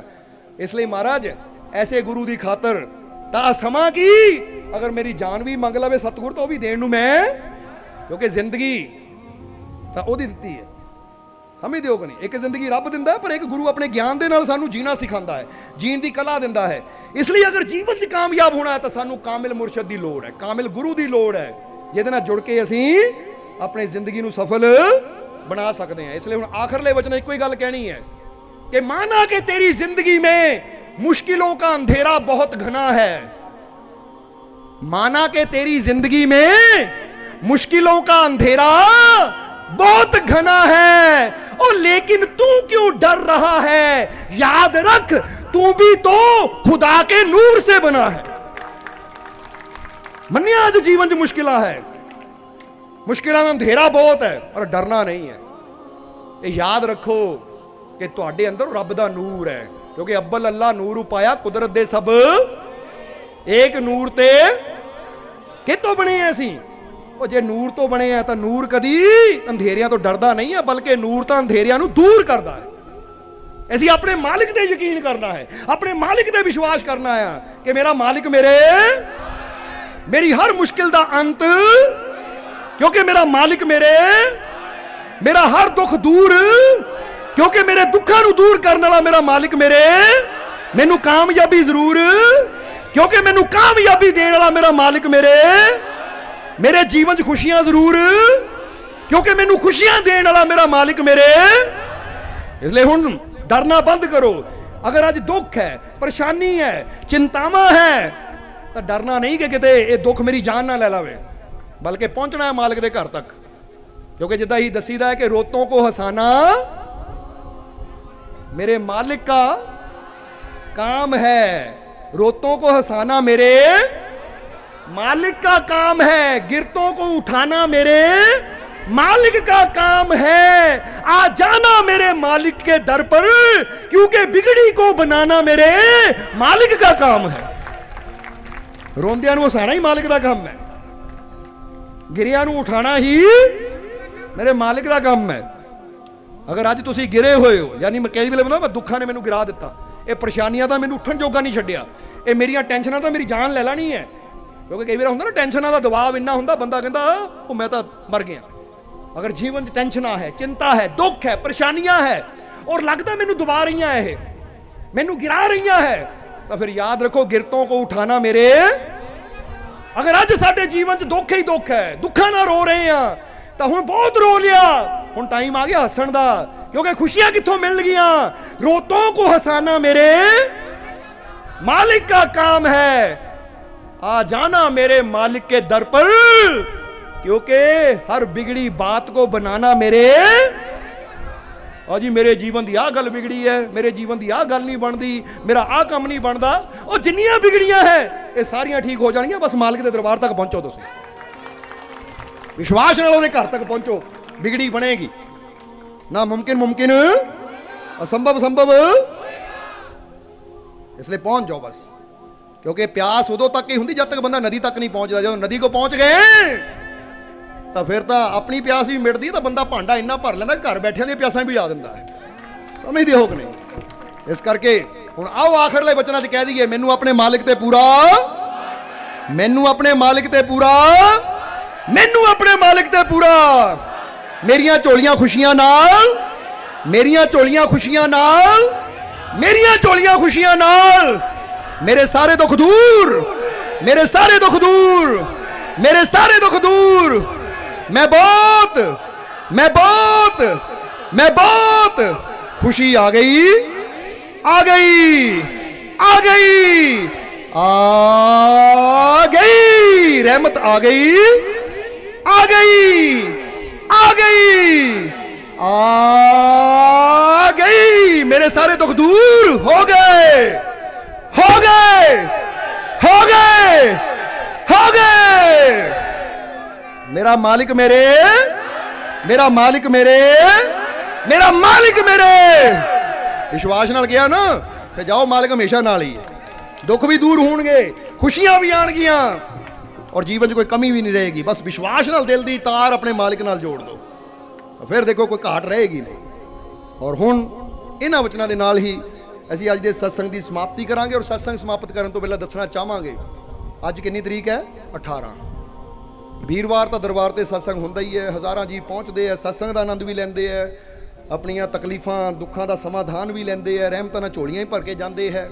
ਪਰ ਉਹਦੇ ਨਾਲ ਨਾਲ ਹੀ ਦੱਸਣਾ ਚਾਹਾਂਗੇ 24 ਤਰੀਕ ਦਿਨ ਐਤਵਾਰ, ਕਿਉਂਕਿ ਤੁਹਾਨੂੰ ਪਤਾ ਹੀ ਹੈ 2 ਅਕਤੂਬਰ ਬੜੇ ਮਾਲਕਾਂ ਦਾ ਔਰ ਬੀਬੀ ਹਜ਼ੂਰ ਦਾ ਮਹਾਨ ਪਵਿੱਤਰ ਪ੍ਰਗਟ ਦਿਵਸ ਆ ਰਿਹਾ ਹੈ। ਯਾਨੀ ਇਹ ਸਾਲਾਨਾ ਪ੍ਰੋਗਰਾਮ ਦਰਬਾਰ ਤੇ ਮਨਾਇਆ ਜਾ ਰਿਹਾ ਹੈ, ਜਿਹਦੀ ਖੁਸ਼ੀ ਵਿੱਚ 24 ਤਰੀਕ ਤੋਂ ਪ੍ਰਭਾਤ ਫੇਰੀਆਂ ਵੀ ਸ਼ੁਰੂ ਹੋ ਰਹੀਆਂ। ਔਰ 24 ਤਰੀਕ 11ਵੀਂ ਰੋਜ਼ ਦਾ ਦਿਨ ਵੀ ਹੈ, ਜੋ ਸਤੰਬਰ ਮਹੀਨੇ ਦੀ 11ਵੀਂ ਰੋਜ਼ ਹੈ, ਉਹ 24 ਤਰੀਕ ਦੀ ਹੈ। ਔਰ ਸਵੇਰੇ ਠੀਕ 10 ਵਜੇ 171 ਫੁੱਟ ਉੱਚੇ ਨਿਸ਼ਾਨ ਸਾਹਿਬ ਦੀ 24 ਤਰੀਕ ਨੂੰ ਨਿਸ਼ਾਨ ਸਾਹਿਬ ਦੀ ਚੜ੍ਹਾਈ ਹੋਏਗੀ, ਕਿਉਂਕਿ ਉਸ ਦਿਨ ਤੋਂ ਹੀ ਫਿਰ ਖੁਸ਼ੀਆਂ ਦੀ ਸ਼ੁਰੂਆਤ ਹੋਣ ਜਾ ਰਹੀ ਹੈ। ਇਸ ਲਈ ਨਿਸ਼ਾਨ ਸਾਹਿਬ ਦੀ ਚੜ੍ਹਾਈ ਨਾਲ ਇਹ ਖੁਸ਼ੀਆਂ ਦੀ ਸ਼ੁਰੂਆਤ ਹੁੰਦੀ, ਜਿੱਦਾਂ ਕਹਿੰਦੇ ਨਾ ਰੀਵਨ ਕੱਟਿਆ ਜਾਂਦਾ, ਉਦਘਾਟਨ ਦੇ ਨਾਲ ਹੀ ਚੀਜ਼ ਦੀ ਸ਼ੁਰੂਆਤ ਹੁੰਦੀ ਹੈ। ਇੱਥੇ ਨਿਸ਼ਾਨ ਸਾਹਿਬ ਦੀ ਚੜ੍ਹਾਈ ਨਾਲ ਖੁਸ਼ੀਆਂ ਦੀ ਸ਼ੁਰੂਆਤ ਹੋਣ ਜਾ ਰਹੀ ਹੈ। ਇਸ ਲਈ ਕਹਾਂਗੇ 24 ਤਰੀਕ ਨੂੰ ਕੋਸ਼ਿਸ਼ ਕਰੋ, ਐਤਵਾਰ ਦਾ ਦਿਨ ਹੈ, ਛੁੱਟੀ ਵਾਲਾ ਦਿਨ ਹੈ, ਜਿੱਦਾਂ ਇੱਥੇ ਪਹੁੰਚੇ ਹੋ ਅੱਜ ਆਨੰਦ ਲਿਆ ਹੈ। ਇਸੇ ਤਰ੍ਹਾਂ ਅਗਰ ਵਿਸ਼ਵਾਸ ਨਾਲ ਮਾਲਿਕ ਦੇ ਘਰ ਚਾਹੋਗੇ ਤਾਂ ਜਿੱਦਾਂ ਦੱਸਿਆ, ਆ ਜਾਣਾ ਮੇਰੇ ਮਾਲਿਕ ਕੇ ਦਰ ਪਰ, ਕਿਉਂਕਿ ਬਿਗੜੀ ਕੋ ਬਨਾਨਾ ਮੇਰੇ, ਬਿਗੜੀਆਂ ਬਣ ਗਈਆਂ ਝੋਲੀਆਂ ਖੁਸ਼ੀਆਂ ਨਾਲ, ਕਿਉਂਕਿ ਰੋਤੋਂ ਕੋ ਹਸਾਨਾ ਮੇਰੇ, गिरतों को उठाना मेरे, बिगड़ी को बनाना मेरे, कामयाबी तक लेकर जाना मेरे। बस ਉਹਦਾ ਹੀ ਕੰਮ ਹੈ। ਹੁਣ ਤੁਹਾਡਾ ਕੰਮ ਕਿੰਨਾ ਹੈ? ਬਾਕੀ ਕੰਮ ਉਹਦੇ ਹੈ, ਤੁਹਾਡਾ ਕੰਮ ਉਹਦੇ ਦਰ ਤੱਕ ਜਾਣਾ। ਆਪਣਾ ਕੰਮ ਤੁਸੀਂ ਕਰਦੇ ਹੋ ਤਾਂ ਉਹਦਾ ਕੰਮ ਉਹਨੂੰ ਕਰਨ ਦਿਓ। ਸਮਝਦੇ ਹੋ ਕਿ ਨਹੀਂ? ਤਾਂ ਜੇ ਬੰਦਾ ਘਰ ਬੈਠਾ ਕਹੇ ਰੱਬ ਨੇ ਮੇਰੇ ਤੇ ਰਹਿਮਤ ਨਹੀਂ ਕੀਤੀ, ਤਾਂ ਰੱਬ ਕਹਿੰਦਾ ਜਿੱਥੇ ਰਹਿਮਤ ਰੱਖੀ ਸੀ ਤੂੰ ਪਹੁੰਚਿਆ ਹੀ ਨਹੀਂ ਉੱਥੇ ਤੱਕ। ਸਮਝਦੇ ਹੋ ਕਿ ਨਹੀਂ? ਘਰ ਬੈਠਿਆਂ ਕਦੀ ਕੋਈ ਚੀਜ਼ नहीं मिलती, क्योंकि कुछ भी हासिल करना तो वो वास्ते मेहनत तो करनी पैंदी है, कदम तो उठाना ही पैंदा है। प्यास भी लगी तो सोफे ते बैठे नहीं, बोतल तक जाना ही पैंदा, या बच्चे नूं कहना पैंदा बेटा पानी दे दे, कुछ ना कोई हीला वसीला तो फिर ही चीज़ सानू मिलती है। इसी तरह जीवन 'ਚ खुशियां चाहिए तो मालिक के घर तक पहुँचो, तो बिगड़ियां बनाओ और कामयाबी पाओ। हुण कामयाबी मिलेगी पर आना तुहाडा काम है। सो याद रखना 24 तरीक दिन ऐतवार सवेरे 10 वजे निशान साहब की चढ़ाई, उस तो बाद फिर जीबां दीयां बेनतियां फरियादां सुनिया जाएंगियां। फिर सत्संग का टाइम 1 बजे का है, सत्संग होएगा और उस दिन तो ही प्रभात फेरियां भी शुरू हुए, फिर लगातार प्रभात फेरियां चलणगियां। फिर पहली तरीक सवेरे प्रभात फेरी, दोपहर को 2 बजे रथ यात्रा, क्योंकि पहली और 2 एक खास दिन है। इसलिए कोशिश करो कि 2 दिन का टाइम कढ़ के तुसीं आओ। और असीं ये वचन करते हैं तुहाडे नाल, अगर तुसीं 2 दिन का टाइम कढ़ के मालिक के घर च आओगे तो तुहाडे जीवन 'चों बुरा टाइम निकल जाएगा, क्योंकि बहुत कुछ इंसान लै जाता है मालिक के घर च आण दे नाल। जिद्दां दस्सिया फकीरां दी सोबत च बैठण दे नाल, जिद्दां वीरवल ने कहा गुरु दी सोबत च मैनूं ये सब कुछ मिलिया, ये समझ मिली, तां तुहानूं की पता तुहानूं की कुछ मिल जाना है। इसलिए और ये भी कहांगे कई जीव नवे है, वो सोचते होणगे एड्डी दूर जाना है, पता नहीं रहण दा की होएगा, खाण पीण दा की होएगा। तां जे साडे सद्दे ते आ रहे हो तो इहदी टेंशन लैण दी तुहानूं लोड़ नहीं है। तुहाडे घर दे मैंबरां नालों भी ज़्यादा ख्याल रखांगे असीं। समझदे हो कि नहीं? किदां खाण दा भी सारा भावें 24 घंटे खाओ, लंगर 24 घंटे चलते आ, नहीं तो घर दे विच ना तुसीं एक बार रोटी खा के अद्धे घंटे बाद मंग लो, लै हुणे तां डफिया सी,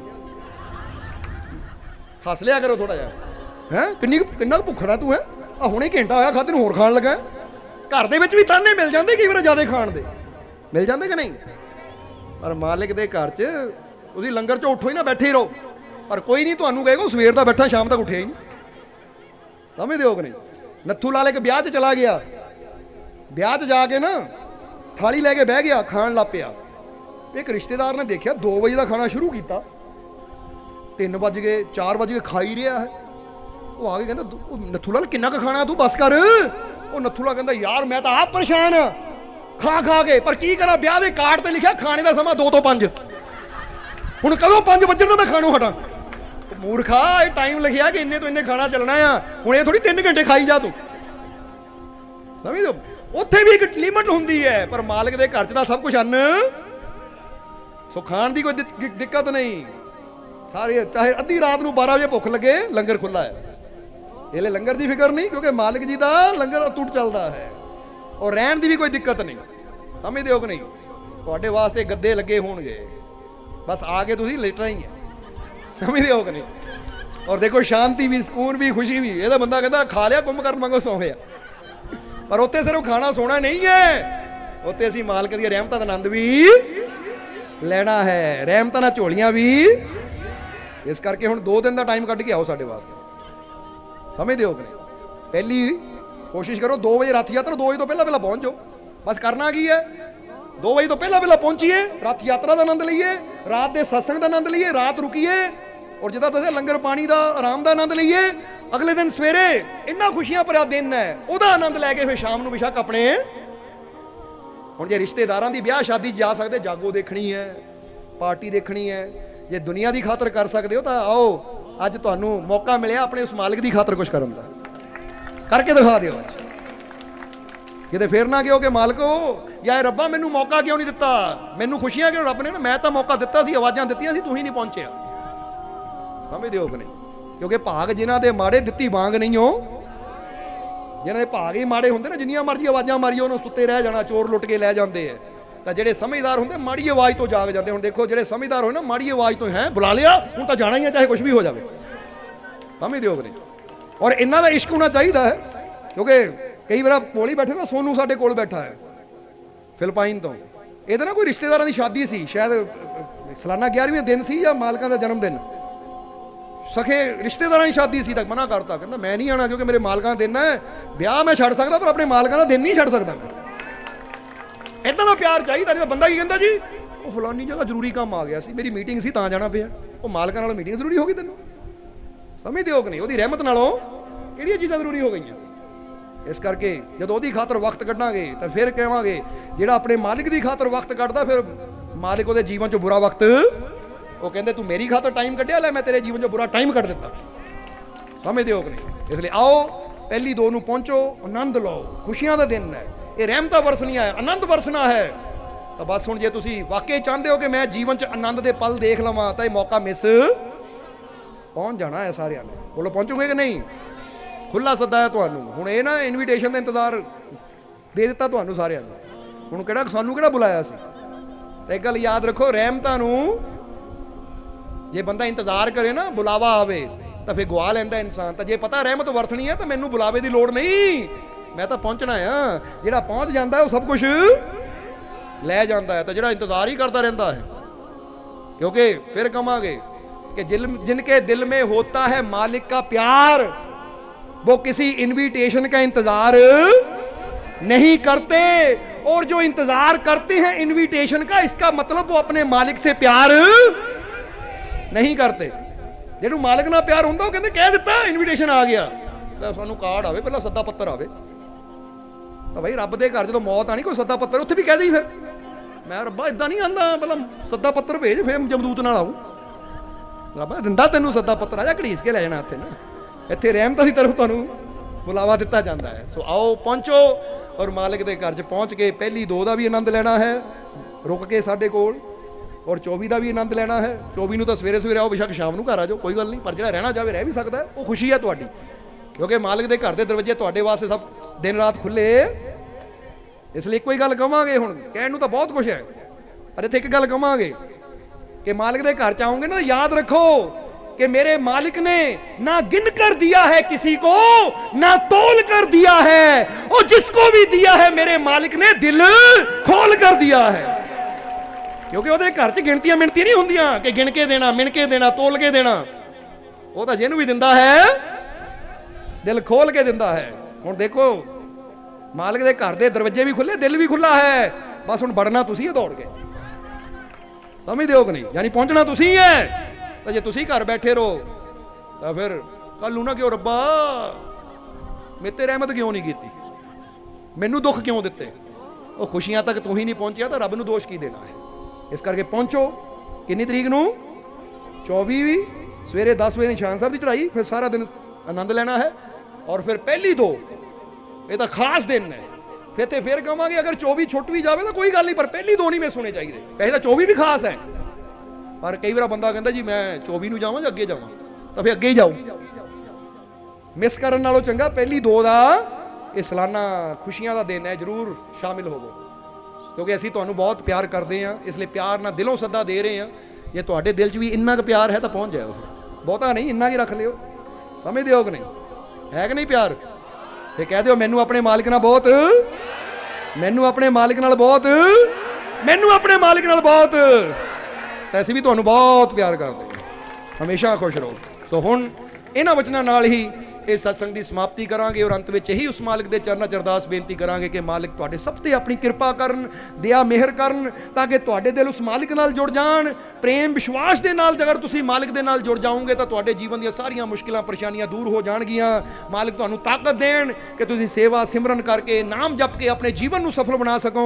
ਔਰ ਜਿੰਨੀਆਂ ਵੀ ਤੁਹਾਡੇ ਜੀਵਨ ਤਕਲੀਫਾਂ ਦੁੱਖ ਹੈ, ਮਾਲਿਕ ਤੁਹਾਡੇ ਸਭ ਦੇ ਦੁੱਖਾਂ ਦਰਦਾਂ ਤਕਲੀਫਾਂ ਨੂੰ ਦੂਰ ਕਰਨ, ਤੁਹਾਨੂੰ ਤੰਦਰੁਸਤੀ ਦੇਣ, ਤੁਹਾਡੀਆਂ ਲੰਬੀਆਂ ਉਮਰਾਂ ਕਰਨ, ਤੁਹਾਨੂੰ ਸੁੱਖ ਸਮਰਿੱਧੀ ਖੁਸ਼ੀਆਂ ਨਾਲ ਮਾਲਿਕ ਭਰਪੂਰ ਕਰਨ ਔਰ ਆਉਣ ਵਾਲਾ ਹਰ ਪਲ ਤੁਹਾਡੇ ਵਾਸਤੇ ਕਾਮਯਾਬੀ, ਸਫਲਤਾ, ਖੁਸ਼ੀਆਂ ਭਰਿਆ ਹੋਵੇ। ਇਹੀ ਸਾਡੀ ਉਸ ਮਾਲਿਕ ਦੇ ਚਰਨਾਂ 'ਚ ਅਰਦਾਸ ਬੇਨਤੀ ਹੈ। ਔਰ ਹੁਣ ਅੰਤ ਵਿੱਚ ਤੁਹਾਡੇ ਸਭ ਦੇ ਅੰਦਰ ਵਾਸਤੇ ਉਸ ਮਾਲਿਕ ਨੂੰ ਅਸੀਂ ਪ੍ਰਣਾਮ ਕਰਦੇ ਹਾਂ। ਸਾਡਾ ਪ੍ਰਣਾਮ ਸਵੀਕਾਰ ਕਰੋ। ਜੈ ਮਾਲਕਾਂ ਦੀ। वीडियो अच्छी लगी हो तो कृपया इसे शेयर जरूर करें।